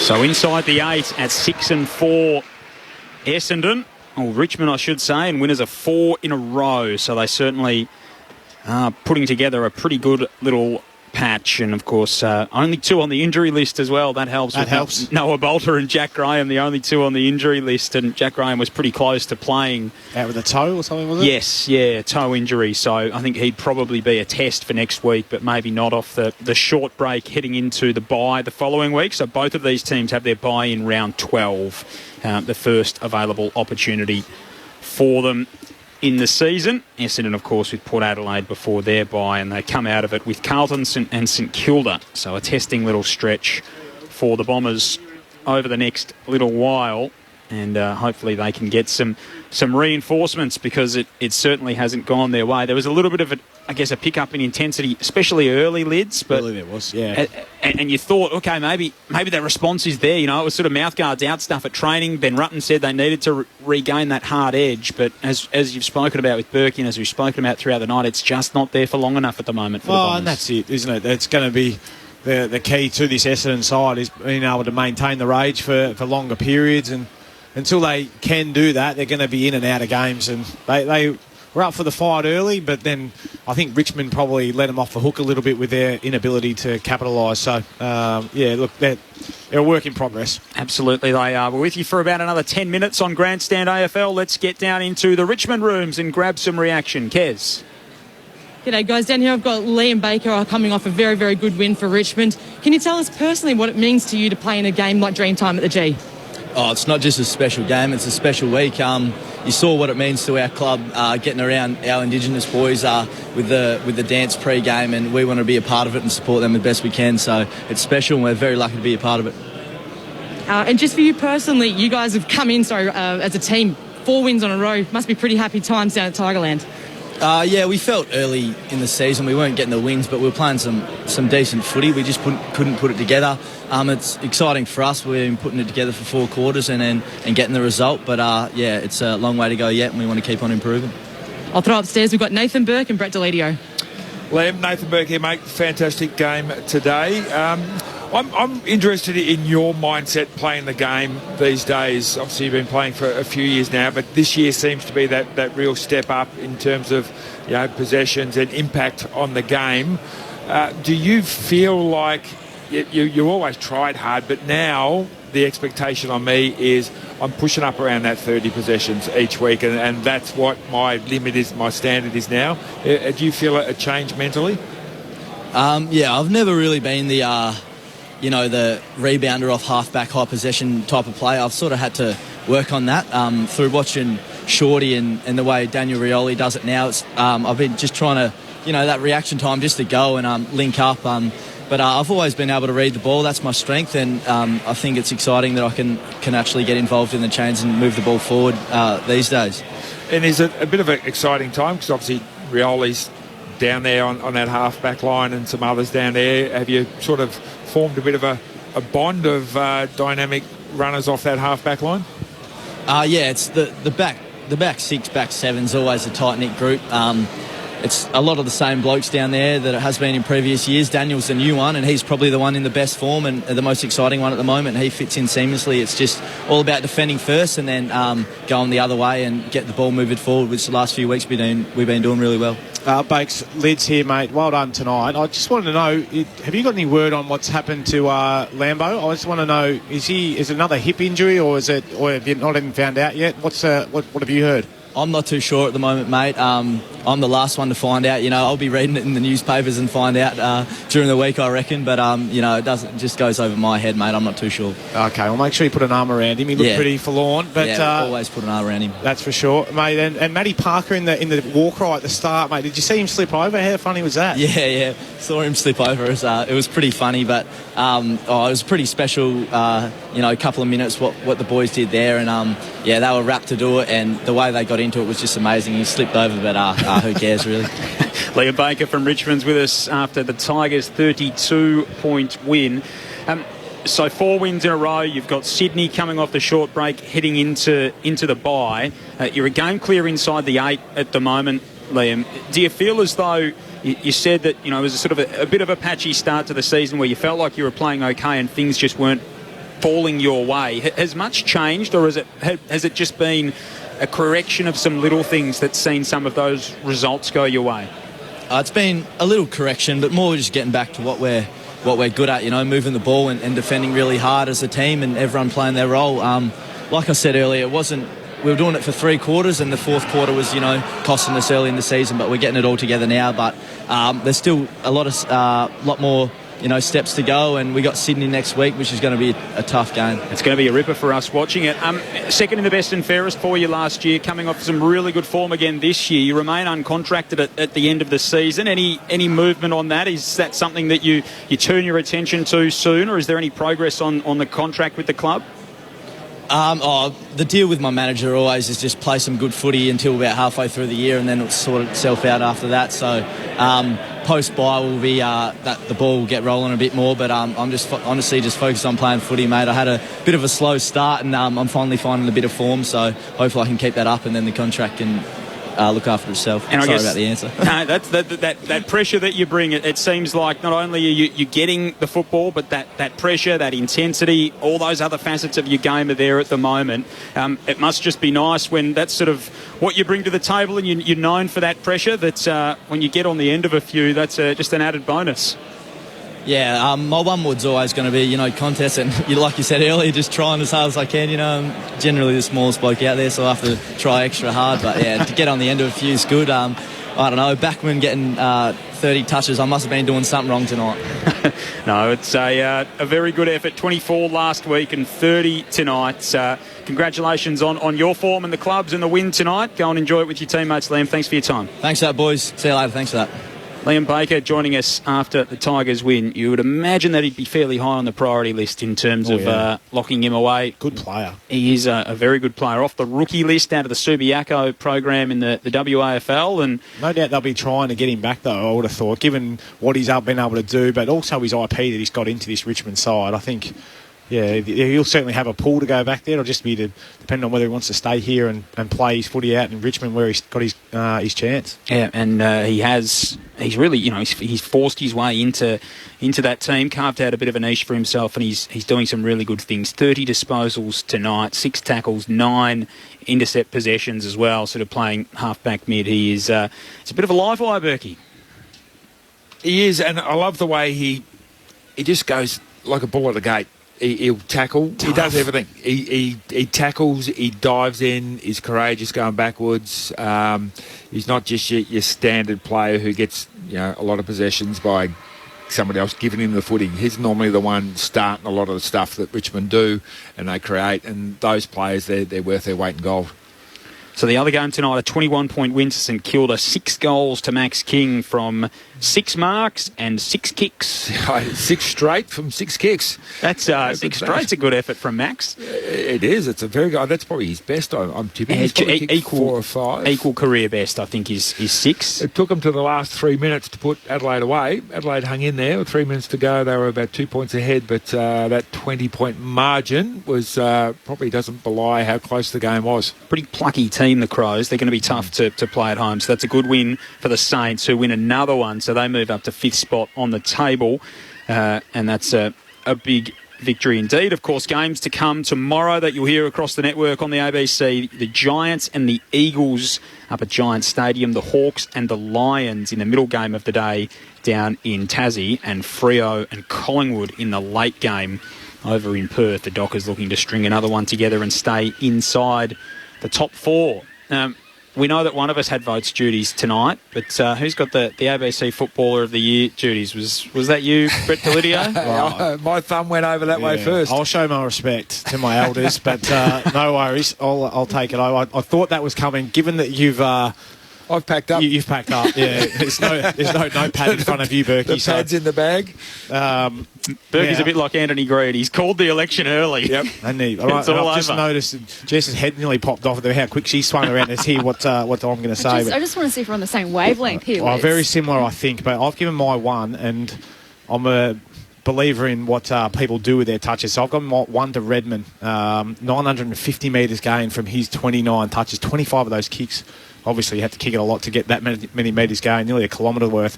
2 to Baker, the bloke we just spoke to, 30 disposals, 9 intercepts for the smallest man on the ground. Pretty damn good. And 3 to the Oyukan winner, Dion Prestia, 36 touches, 6 clearances, 8 score involvements. Clearly the best player on the ground for mine. Now, Jess Webster, you had the honour of voting for the Yaukin Award. Can you reveal your votes? I can. You yes, can. I can now. Okay, so what was your 3, 2, 1?